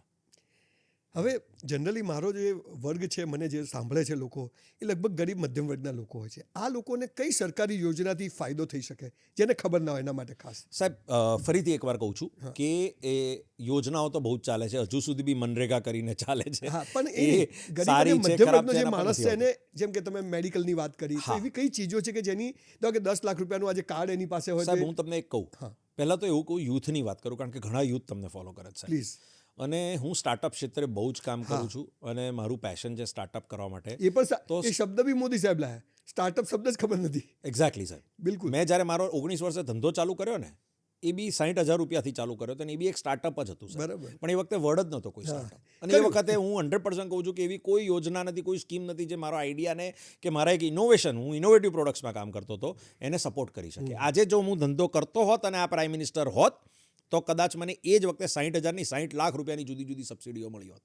એટલી સ્ટાર્ટઅપની યોજનાઓ જુદા જુદા પ્લેટફોર્મ્સ દ્વારા, જુદા જુદા ઇન્ક્યુબેટર્સ દ્વારા, જુદી જુદી સંસ્થાઓ દ્વારા આપણા દેશમાં ચાલી રહી છે. તમારી પાસે બિઝનેસ આઈડિયા હોય, તમારે રજિસ્ટર કરવો હોય, તમારે એક સિમ્પલ MSME કે SMEમાં કોઈ પણ રાતનો બિઝનેસનું તમે કરતા હો તો એટલી બધી સબસિડી અને એટલું બધું ઉપયોગ અને એટલા બધા પ્લેટફોર્મ્સ છે જુદી જુદી રીતે કે તમારો કોઈ પણ આઈડિયાને એક ધક્કો મારવા માટેનું તો પ્લેટફોર્મ સરકાર આપી જ દે છે. એટલે સરકાર પૈસા જ આપે છે સીધા પૈસા જ આપે છે. યસ.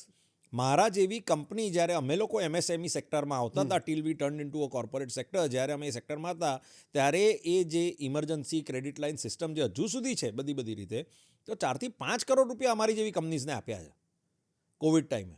હવે એવી કંપનીઝને એક ઇમરજન્સી ક્રેડિટ લાઇન સિસ્ટમ 4 થી 5 કરોડ રૂપિયાની એ તે વખતે સપોર્ટ મળી, એ કંઈ નાની વાત થોડી હતી. બિલકુલ. હવે આવી 4 લાખથી લઈને 4 કરોડ સુધીની યોજનાઓ જુદી જુદા પ્લેટફોર્મ પર અવેલેબલ છે સાહેબ. બીજી છે આપણી હેલ્થની યોજના. આજે આયુષ્માન કાર્ડ યોજના, આયુષ્માન ભારત યોજના જબરજસ્ત સાહેબ, 40 લાખ કરોડ પ્લસ કાર્ડ્સ આપણા દેશમાં આયુષ્માન ભારત યોજનામાં ઓલરેડી અપાઈ ચૂક્યા છે. કદાચ વધારે હશે, ઓછા નહીં હોય. અને દર મહિને કરોડો લોકો દરેક સ્ટેટમાં, ઇન્ક્લુડિંગ ગુજરાત ઇટસેલ્ફ, એનો લાભ 1 કરોડથી વધારે લોકો દર વર્ષે આનો લાભ લે છે જુદી જુદી હોસ્પિટલ્સમાં, જુદા જુદા ક્લિનિક્સમાં, જુદી જુદી જગ્યાએ. અને આજે મને એ કહેતા એક ગર્વ છે કે મેં મારા પોતાના સ્ટાફને આપણા જ શહેરની નંબર 1 હોસ્પિટલમાં દાખલ કર્યો હતો અને એનું બિલ માત્ર 3,000 રૂપિયા આવ્યું હતું. કારણ કે એની પાસે આયુષ્માન કાર્ડ હતું, ખાલી અમુક જ વસ્તુઓનું દવાઓનું એને બિલ આપવું પડ્યું હતું. તો એ હોસ્પિટલમાં પગ ન મૂકી શકે. હવે એ હોસ્પિટલમાં એ વિચારે નહીં, કારણ કે જો એ જ વસ્તુ અમારા બીજા ફેમિલી મેમ્બરની થઈ હતી, ત્યાં મેં 5.5 લાખ રૂપિયા બિલ ભર્યું છે. હવે આ યોજનાઓ છે. મેં ઈ સંજીવનીની વાત કરી, જ્યાં 20 કરોડ ઉપર કન્સલ્ટેશન્સ થઈ ચૂક્યા છે. સ્ટાર્ટઅપમાં કઈ રીતે પૈસા સરકાર આપે છે? યુવાનોને કંઈક નવો એમની પાસે આઈડિયા હોય તો એમને પૈસા કઈ રીતે સરકાર તરફથી? પહેલું તો તમારે તમારું સ્ટાર્ટઅપ કોઈ પણ ઇન્ક્યુબેટરમાં જઈને રજીસ્ટર કરી દેવાનું. એના માટે તમારે એક વેલિડ અને પ્રોપર આઈડિયા જોઈએ. બરાબર. એ આઈડિયા સસ્ટેનેબલ છે અને સ્કેલેબલ છે એ ચેક કરે એની કમિટી. અને કમિટી જો એને પાસ કરે તો એને પહેલાં જુદી જુદી સ્કીમો છે, ઘણી બધી સ્કીમો છે. એક હર સ્ટાર્ટઅપની સ્કીમ છે, એક વિમેન સ્ટાર્ટઅપની છે, એક બીજા નોર્મલ આઈડિયાઝની છે. એમાં કોઈ લાગવગ નહીં કે કોઈ ઇન્ફ્લુઅન્સની જરૂર નથી, પ્રોજેક્ટ પોતે બોલે. હું એવા સ્ટાર્ટઅપને ઓળખું છું જેને 60 લાખ રૂપિયા સુધીની સબસિડી, એની subsidy. પ્રોડક્ટ લોન્ચ, એનું સ્ટાર્ટઅપ રજિસ્ટરથી લઈને પ્રોડક્ટ લોન્ચ સુધી એમને 60 લાખ રૂપિયા મળી ગયા હતા સાહેબ. હવે ગવર્મેન્ટ બીજું શું કરે? હવે એ કોઈ સ્ટાર્ટઅપ આણંદ શહેરનું છે, એને કોઈ જ ઓળખાણ નથી. એમના ફાધર મધર એક સામાન્ય વર્ગમાંથી આવે છે, જેને આ સ્ટાર્ટઅપ કે કોઈ પોર્ટલ, કદાચ ફોન પર પોર્ટલમાં રજિસ્ટર કરતા એ પેરેન્ટ્સને નહીં આવડતું હોય, એ જગ્યાની છોકરીને એના સ્ટાર્ટઅપ માટે 60 લાખ રૂપિયાથી ઉપર અત્યારે થઈ ગયું છે. અને અત્યારે એક હવે લાસ્ટ ફેઝમાં છે પ્રોડક્ટ લોન્ચના, અને એ ઇન્ક્યુબેટરે બીજા 50 લાખ રૂપિયા કમિટ કરી ચૂક્યા છે ઓહો એને. અને there are 2 investors who are also ready to put in another 50 lakhs. એટલે just they have to register. એનો જે વાયેબલ છે પ્રોજેક્ટ, એ પ્રૂવ કરવાનું રહેશે. વાયબિલિટી પ્રૂવ કરવી પડે. એ તો બહુ બેસિક વાત basic વસ્તુ. એ તો છે કે કોઈ પણ સ્ટાર્ટઅપ લઈ જાઓ ને કરો એવું આપણું એક્સપેક્ટેશન એને આવવું જોઈએ. બિલકુલ. પણ કેટલાય સ્ટાર્ટઅપ છે અને હું જાણું છું કે સરકારના કેટલી જગ્યાએ આ પૈસા વેડફાઈ ગયા છે સ્ટાર્ટઅપ પાછળ. કેટલાય લોકોએ બરાબર પરફોર્મ, છતાંય સરકાર એની સાથે ઊભી છે. છતાંય ટેક્સ પેયરના પૈસા સરકારે પોતાની હિંમત કરીને એ લોકોને આપ્યા છે કે ના, એ એક સ્ટાર્ટઅપ સક્સેસફુલ થશે ને તો જેટલા કદાચ નિષ્ફળ ગયા હશે ને, અને વિધાઉટ સિક્યોરિટી આપે છે સાહેબ 32% જ સસ્ટેન કરે છે. 18% બી સક્સેસ નથી થતા, માંડ 18% આપે છે. બરાબર, બાકીના બધા ફેલ થાય છે. પણ એટલા જે સક્સેસ થાય છે ને 18%, એ રેશિયો બહુ મોટો થઈ એ જાય. રેશિયો અને એની સાથેનો એમ્પ્લોયમેન્ટ રેશિયો ને એની સાથે એ સક્સેસ સાથે જોડાયેલા લોકો, એના વેન્ડર્સ, એના સપ્લાયર્સ, એનો એમ્પ્લોયમેન્ટનો આખી રેશિયો અને chain એની system. ઇકોનોમી જે સેન સિસ્ટમ છે એની બહુ મોટી ઇફેક્ટ આવે છે. એ સરકાર સમજે છે અને એમને ખબર છે કે આપણા દેશના યુથને શું જોઈએ છે, એટલે આ સ્ટાર્ટઅપની યોજનાઓ ચાલે છે. હવે ચિરંજીવભાઈ, આપણે આ બધી શબ્દોની વાત કરી, પણ 2014 પછી બહુ બધા ઇન્ફ્રાસ્ટ્રક્ચર બદલાઈ ગયા. જબરજસ્ત. ઇન્ફ્રાસ્ટ્રક્ચરમાં શું ફેરફાર આવ્યા અને સૌથી મોટી આપણી સિદ્ધિઓ ભારતની કઈ? સાહેબ, સિદ્ધિઓ તો અનેક છે, એના પર પછી આવીશું. પણ બહુ infrastructure- ઇન્ફ્રાસ્ટ્રક્ચરની જો વાતો કરું તમારી સાથે, તો સાહેબ 2014 પહેલાં આપણા દેશમાં કેટલા કિલોમીટર હાઈવે હતો એની જ એક વાત કરું. ટોટલ ઇન્ડિયામાં 2014 પહેલાં 55,000 કિલોમીટરનો હાઈવે હતો. બરાબર છે. આજે આપણે જે ભારતમાં રહીએ છીએ ને સાહેબ, ત્યાં 1,45,000 કિલોમીટરનો હાઈવે છેલ્લા 10 વર્ષમાં 55,000 ટુ 1,45,000 એટલે આશરે 90,000 પ્લસ કિલોમીટરનો હાઈવે કન્સ્ટ્રક્શન થઈ ગયું. ઓપરેશનલ નેશનલ હાઈવેની વાત કરું છું. વડાપ્રધાન સડક યોજના ને એ બધું તો સાઈડમાં, એ અલગ. આ તો પેલા મેઇન હાઈવે. હું ખાલી નેશનલ હાઈવેની વાત કરું છું. Connecting India's quadrilateral in different national highways. આમાં એક્સપ્રેસવેઝ આવી ગયા, ઇલેક્ટ્રોનિક હાઈવેઝ આવી ગયા, આ બધી જ જુદી જુદી યોજનાઓ અને એના ઇનિશિયેટિવ્સ આવી ગયા. સાહેબ, જ્યારે તમે આઝાદીના 75 વર્ષ સુધી ઓલમોસ્ટ 55,000 કિલોમીટર હાઈવે બનાવ્યા હોય અને એક વડાપ્રધાન અને એમના કેબિનેટના એક મિનિસ્ટરના વિઝન દ્વારા જો 90,000 કિલોમીટર 10 વર્ષની અંદર થઈ જાય, તો સાહેબ એનો મતલબ એવો થયો કે રોજના 30 થી 40 કિલોમીટર હાઈવે ક્યાં ને ક્યાં બની રહ્યા છે. આપણા ઇન્ડિયામાં કશે ને કશે બની રહ્યા છે, જે પહેલાં માત્ર 12 કિલોમીટર બની રહ્યા હતા. This is 4 times the growth, sir.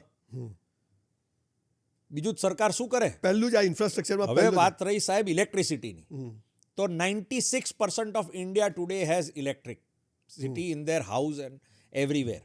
Hardly કોઈ એવું ગામ બચ્યું હશે, મારા હિસાબે તો 100% એવા ગામડા છે. ગામડાની વાત કરું છું, શહેરોની તો વાત જ નથી કરતો. શહેરો તો ઇલેક્ટ્રિસિટી સરપ્લસ તરફ જવા માંડ્યા. સાહેબ, એવું કોઈ ગામડું હશે જેની પાસે ઇલેક્ટ્રિસિટી નથી. અને હું આ એવી ઇલેક્ટ્રિસિટીની વાત નથી કરતો જે દિવસે આવે ને રાતે જતી રહે. હું 24 hour ઇલેક્ટ્રિસિટી 96% ગામડાઓમાં આપણા દેશમાં છે, જ્યાં કદાચ જ થોડા કલાક ઇલેક્ટ્રિસિટી જતી હશે. તો એના છોકરાઓને, આનો મતલબ એવો છે કે એ ગામના છોકરા છોકરીઓને લેમ્પની નીચે કે લાલટન નીચે જેમ સંજયભાઈ ભણ્યા હશે, એમને યાદ હશે કે અમે આ રીતે ભણ્યા છે, એવું ભણવાની જરૂર નથી. આ છે આપણા દેશનો ગ્રોથ, આ છે વિકસિત ભારત તરફ જવાની જર્ની. હવે સાહેબ, એરપોર્ટની વાત કરું. 2014 પહેલાં આપણા આખા ભારત દેશમાં 70 એરપોર્ટ હતા, 68 ટુ બી પ્રિસાઇઝ સાહેબ. 2014 થી 2024માં 153 એરપોર્ટ્સ છે આપણા દેશમાં. ઓલમોસ્ટ ડબલથી બી વધારે સાહેબ. અને હવે કેવા આ ફેસિલિટી, આ રોડ કનેક્ટિવિટી, આવી ઇલેક્ટ્રિસિટી, આવું ટ્રાન્સપોર્ટ, આવા પોર્ટ્સ, આ કેટલા રૂપિયાની એનર્જી સેવિંગ, એક્સપેન્સ સેવિંગ, એના પર આપણે જઈ રહ્યા અને મૂળ એ બધું આપણે કરી રહ્યા છીએ. હા.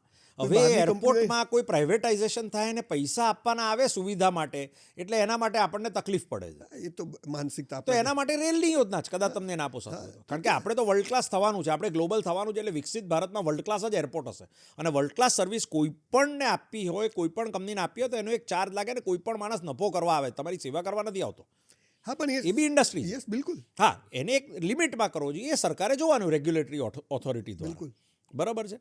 એના માટે કોઈ પણ સજેશન હોય તો એને સપોર્ટ કરવા હું રેડી છું બરાબર. કે ભાઈ આ વધારે થાય છે, કે આમાં ઓછું લેવું જોઈએ, કે આ ઇલેક્ટ્રિસિટી મોંઘી છે, કે આ એરપ્લેનનો ચાર્જ વધારે છે, કે આનું આ છે. એમાં જે બી કંઈ બી હોય વ્યાજબી રીતે એ કરવાનું. પણ કોઈ સેવા કરવા નથી આવતું, બધા કમાવા આવે છે. એને સસ્ટેન કરવાની જવાબદારી આપણામાં છે ઉલટાની, એને વાપરીને. સાહેબ, વંદે ભારતની 120 કરતાં વધારે ટ્રેન અત્યારે ચાલુ થઈ ગઈ. આવી પ્લેનમાં બેઠા તો સાહેબ, આપણને બેસવાનું આપણા ભારત દેશમાં એવું સપનું હતું ને આ 2028માં જ્યારે બુલેટ ટ્રેનથી અમદાવાદ બોમ્બેનું સફર કરીશું, જે હવે આવી ગયું છે સપનું પૂરું થવા પર, હું તો કોઈ 2029માં. હા, એ તો પ્લસ માઇનસ આટલું મોટું પણ હોય. સાહેબ, એ સપનું તો યાર સાકાર ઇન્ડિયામાં થાય. નાની કન્ટ્રી તો બહુ કરી મોટી વાત શકે, છે. પણ 140 કરોડના અને સાહેબ, આ દેશમાં 90,000 કરોડથી ચાલુ થયેલી યોજના છે બુલેટ ટ્રેનની. એ અત્યારે 120 કરોડ, 120 એટલે 1,20,000 કરોડ ઉપર પહોંચી ગઈ છે એની કોસ્ટિંગ.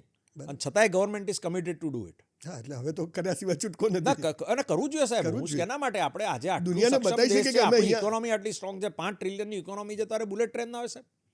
વર્લ્ડ ક્લાસ પોર્ટ્સ ના હોય આપણી પાસે, વર્લ્ડ ક્લાસ એરપોર્ટ્સ ના હોય. અને બની રહ્યા છે બધા. આ છે ઇન્ફ્રાસ્ટ્રક્ચરનો ગ્રોથ સાહેબ. અને આ 10 જ વર્ષમાં સાહેબ અચીવ કરેલું છે. Last 10 years. હા. તો હવે કઈ કમ્પ્લેન, કેટલી કમ્પ્લેન કરીશું આપણે, લોકોની કેટલા અપેક્ષાઓ લખીશું? વધારે છે. આમાં શું હોય, ધારો કે 10 બ્રિજ સારા પણ સાહેબ, એક બ્રિજ પણ તૂટી ગયો હોય ને તમારી- તો લોકો કે આ સરકારે આમાં તો કરપ્શન છે, આવું છે. હું સાહેબ અપેક્ષા માટે ના પાડતો જ નથી, હું સજેશન કરવા માટે ના પાડતો જ નથી, હું લખવા માટે ગવર્મેન્ટને ના પાડતો જ નથી, પણ ઘરે બેસીને કશું કર્યા વગર અને કોઈ કોન્ટ્રીબ્યુશન વગર. મારી અપેક્ષા એવી છે કે આપણા નાગરિકો આ બધી યોજનામાં જોડાય, આનો પાર્ટિસિપેટ કરે, આનો ઉપયોગ કરે, આમાં સારામાં સારું કોન્ટ્રીબ્યુટ કરે, સ્વચ્છતામાં કોન્ટ્રીબ્યુટ કરે, બધામાં જ એ skill દરેક India વસ્તુમાં દરેકમાં કરે. તમે પોતાના સ્કિલ સેન્ટરમાં જઈને તમારે જો ઘરે બેઠા હો ને તમને લાગતું હોય તમારામાં આવડત છે તો રજીસ્ટર કરીને કોઈક સારી વસ્તુ તો કરો. કરવું કશું નથી. મેં કે આ શું ચાલે છે પછી કે ખબર શું નથી, આ ચાલે સ્કિલ છે, ઇન્ડિયા બસ. શું ચાલે છે, ડિજિટલ તૈયાર ઇન્ડિયા શું થઈને ચાલે. ઉપડી ગયા, બસ એનાથી પ્રોબ્લેમ છે એમ. એનીવે ચિરંજીભાઈ, બહુ જ મજા આવી. હવે એક પ્રશ્ન ઘણીવાર મને લોકો પૂછતા હોય છે અને હું પણ થોડો કન્ફ્યુઝ છું. આ બધા શબ્દો અને અમૃતકાલ ને તો એકદમ મને હવે સમજાઈ ગયું. તમે જે કહી શકો છો કોન્ફિડન્સ હવે હું ક્યાંય બી વાત કરી શકીશ. પણ એક 370ની કલમ મોદી સાહેબે જ્યારે હટાઈ કાશ્મીરમાંથી, ત્યારે લોકોને એમ થયું કે શું પ્રગતિ થઈ જશે, કાશ્મીરમાં શું થશે, ત્યાં તો આતંકવાદ છે, આમ છે, ત્યાં આગળ તો આજે બી પેલી પિક્ચરમાં બતાવ્યું હતું એવું બધું ચાલે છે, ત્યાં આજે બી પાકિસ્તાની લોકોના ક્રિકેટરોના ફોટા લાગેલા છે. તો આ 370ની કલમ હટાઈ અને ખરેખર આપણે શું મેળવ્યું એ જરા ચોખ્ખી વાત કરો. જમ્મુ કાશ્મીરમાં સાહેબ જે ઇલેક્શન થયા એમાં કરંટ ગવર્મેન્ટ આપણા ઓનરેબલ પ્રાઇમ મિનિસ્ટરની જે પાર્ટી છે સેન્ટરમાં એ હારી ગઈ અને ત્યાં નવા ચીફ મિનિસ્ટર આવ્યા. હું 5 મુદ્દાઓમાં આનો જવાબ આપીશ. પહેલો મુદ્દો આ લઈશ. અને એ ઓનરેબલ ચીફ મિનિસ્ટરે શ્રી ઓમાર અબ્દુલ્લાજી એવું કીધું કે thanks to the centre and the government, એ ચાહતા હતા તો મને બધા જ રૂપિયા રોકી શકતા હતા, પણ હું જ્યારથી સીએમ થયો છું ત્યારથી મેં જોઈ લીધું કે ઇન્ફ્રાસ્ટ્રક્ચરથી લઈને ડેવલપમેન્ટની એક પણ યોજનામાં મને એવું કહેવામાં આવ્યું છે કશે અટકતા નહીં, જેટલા રૂપિયા જોઈએ એટલા મળશે. અને thanks to the honourable prime minister કે મારી દરેકે દરેક યોજના અને એના ઉદ્ઘાટનમાં એ પહેલાં આવે છે અને મને સપોર્ટ કરે છે, બહુ મોટી વાત અને છે. ઊભા રહે છે. બહુ મોટી વાત સાહેબ આ બહુ મોટી વાત બહુ છે. મોટી વાત છે. બરાબર છે કે એક ગવર્મેન્ટ જે કોંગ્રેસ સપોર્ટેડ છે, આ બાજુ બીજેપી ગવર્મેન્ટ સેન્ટરમાં છે અને એ સાથે મળીને કામ કરી રહ્યા છે. કેમ? કારણ કે એમને ખબર છે કે 370 જે એક કમ્પ્લીટલી એક ખોટો કાયદો હતો, જેનાથી જમ્મુ કાશ્મીરને ડેવલપ થવા માટે કે આગળ લઈ જવા માટે કે ફ્યુચર રેડી થવા માટે અટકાઈ રહ્યો હતો. અને ત્યાં લોકો આવી નહોતા શકતા અને એ કાયદાના બેનિફિટમાં કેટલાય જુદા જુદા પાર્ટીઓને આતંકવાદી સંગઠનો એનો ફાયદો લઈ રહ્યા હતા અને જિંદગીમાં આપણા દેશના એક અભિન્ન અંગને આપણાથી અલગ પાડીને એનો બહુ જ મોટો પોલિટિકલ અને પર્સનલ એડવાન્ટેજ અને ઘરો ચલાવવાના એમનો એક ધંધો અને એ કરીને બેસી રહ્યા હતા. નહીં, એટલે 370 શું હતું? બે જ લાઈનમાં કહો તો. સાહેબ 370 એવું હતું કે આપણા ત્યાંની બધી જ સબસિડીઓ એ લોકોને મળી જાય, ત્યાં કોઈ પણ ડેવલપમેન્ટ ના થઈ શકે, એ એક સોવરેન સ્ટેટ રીતની ઓલમોસ્ટ. એટલે આપણે લોકો ત્યાં જઈને કશું ના કરી શકીએ, આપણે કંઈ ના કરી શકીએ, કોઈ કરી ના અને શકે, આપણા પૈસાથી એ રાજ્ય અને ચાલે. આપણા પૈસાથી એ રાજ્ય ચાલે, જ્યાં ડેવલપમેન્ટ ના થાય, એનો પછાત વર્ગ રહે, જ્યાં આપણી કંપનીઝનું કોઈ પેલું ના થઈ શકે, આપણે લેન્ડ ના લઈ શકીએ, ઓકે. એ કશું જ ના થાય તમારા. અને આ હટાયા અને આમાં પછી? બીજી બધી બહુ બધી કલમો હતી જે એમને ટોટલી અંડર ડેવલપ રાખવા માટેની એક બહુ ભારે યોજના સાથે ચાલ્યા રાખતું હતું. આપણે નક્કી કરી લીધું કે આ જે કંઈ બી બાઉન્ડ્રી છે એ અમારી છે, આ લોકો અમારા છે, જમ્મુ કાશ્મીર અમારું જ છે, અમારા જ લોકો છે, અમારા જ ભાઈ બહેનો છે, જેનો જે ધર્મ હોય અમારે નથી જોવાનું, અમારે ત્યાં ડેવલપમેન્ટ લાવવાનું છે. કારણ કે એક વસ્તુ જેમ મેં પહેલાં કીધી એમ, ડેવલપમેન્ટ, ધંધો અને ઓપોર્ચ્યુનિટી હશે એટલે માણસ બીજું બધું છોડી જ દે. બધી ન્યુસન્સ વેલ્યુ ઓછી થઈ એટલે જશે. સ્ટાર્ટિંગમાં એનો બધો જ દુનિયાભરનો વિરોધ થયો. હવે સાહેબ આવું બીજી બધી ફિગરો પર ટોટલ અત્યારથી લઈને છેલ્લા 4 વર્ષમાં 10,958 કરોડ રૂપિયાનું ઓફિશિયલ ગવર્મેન્ટ સાથે ઇન્વેસ્ટમેન્ટ કમિટેડ ઓહો હો. નક્કી થઈ ગયું. ઇન્ડસ્ટ્રીયલ કમિટમેન્ટ અને જુદી જુદી ફેક્ટરીઓ.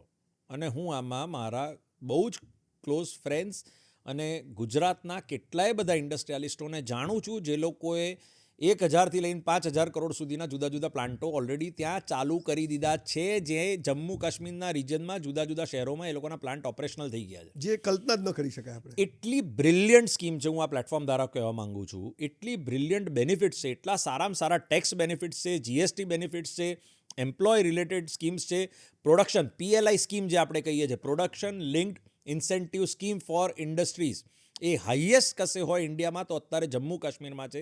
અને એટલે જ 2,500 કરોડની industries done and operational out of 10,958 crore અત્યારે જમ્મુ કાશ્મીરમાં 4 જ વર્ષમાં છે. My God. ટુરિઝમમાં ઓછામાં ઓછી 28 કે 29 જુદી જુદી હોટેલ જમ્મુમાં અને કાશ્મીરના રિજનમાં 4 વર્ષમાં આવી ગઈ છે. ઓહો હો. અને બીજી 7 નવી હોટેલ કાશ્મીર રિજન અલોનમાં આવી રહી છે, જેનું અત્યારે કામ ચાલુ થઈ ગયું. સારામાં સારા મોલનું ઇન્વેસ્ટમેન્ટ્સ નક્કી થઈ ગયું અને અનાઉન્સ થઈ ગયું કે ભાઈ આપણે શ્રીનગરને એક વર્લ્ડ ક્લાસ ટુરિસ્ટ ડેસ્ટિનેશન બનાવવાનું છે. ટુરિઝમની ફિગર પર સાહેબ આવું તો તમે કોઈ દિવસ એવું માન્યું હતું કે 2,58,00,000 tourist from world over Jammu કાશ્મીરમાં એક વર્ષમાં જશે? This itself is more than 60% of growth from 2019 to 2024. 60% tourist વધારે આવે ત્યાં. ફોરેન ટુરિસ્ટ સાહેબ ટોટલ જમ્મુ કાશ્મીરમાં 6 લાખ જેવા એક વર્ષમાં આવતા હતા, અત્યારે એ લોકો 12 લાખથી ઉપર આવે છે. હવે આ બધો બિઝનેસ, આ બધી ઇન્કમ ત્યાંના જ લોકોની છે, ત્યાંના જ રિટેલ શોપ્સની છે, ત્યાંના જ નાના કોટેજ ઇન્ડસ્ટ્રીઝ, ત્યાંનું કલ્ચર, ત્યાંની રેસ્ટોરન્ટ, ત્યાંની હોટેલ્સ, ત્યાંના લોકો, ત્યાંની ટેક્સી, ત્યાંના જુદા જુદા બિઝનેસ કરવાની વાત છે. અને અમે જઈએ છીએ, અમે ફરીએ છીએ. મારું ફેવરિટ ડેસ્ટિનેશન છે શ્રીનગર, કાશ્મીર, ગુલમર્ગ સાહેબ. હું એટલે હું દર વર્ષે જઉં છું અને હું કહું છું કે એ લોકો કહે છે કે સાહેબ અમારું જે ટુરિઝમ આ વખતે જે અટેક થયો ને જે બંધ થયું ને, એમને યાદ આવી ગયું કે આ સરકારે અમારા માટે શું કર્યું છે. હા, ત્યારે ખબર પડી. ત્યારે બધાને ખબર પડી ગઈ. અને એ ટેક્સી ડ્રાઈવરોની ને એ ફેમિલીઝની જે હાલત હતી, કારણ કે મેં ઘણા ફેમિલીઝને સપોર્ટ કર્યો પર્સનલી, જે મારી સાથે જોડાયેલા હતા, બરાબર. અને એમના ત્યાં સીધું સામગ્રી પહોંચાડવાની પૂરેપૂરા એ અમાઉન્ટ્સની મેં વ્યવસ્થા કરી છે. હશે 10-12 જ લોકો, પણ મારાથી જે શક્ય હતું એ કર્યું, કારણ કે મારા પર્સનલ કનેક્શન છે એ લોકો સાથે. અને એમને મને કીધું કે અમારા કેસરનો વેપાર, અમારા ડ્રાયફ્રૂટનો વ્યવહાર, અમારે ટેક્સી ચલાવવાનું, અમારી હોટેલ્સમાં, રેસ્ટોરન્ટમાં કોઈ નથી આવતું સાહેબ, બંધ થઈ ગયું.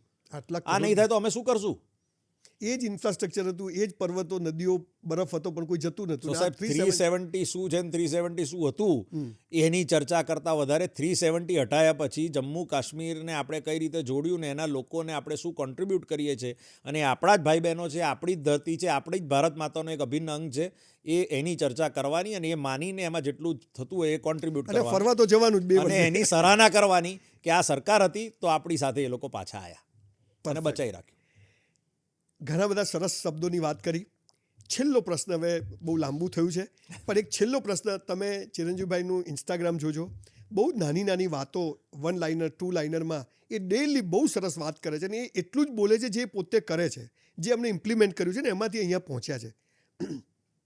તો મારા પોડકાસ્ટમાં છેલ્લે હું જે એક સવાલ બધાને કોમન પૂછતો હોઉં છું, એ ભાઈ તમને પૂછું કે તમે મને કહ્યું કે તમને યુથ વધારે ફોલો કરે છે, આઈ એમ સો લકી.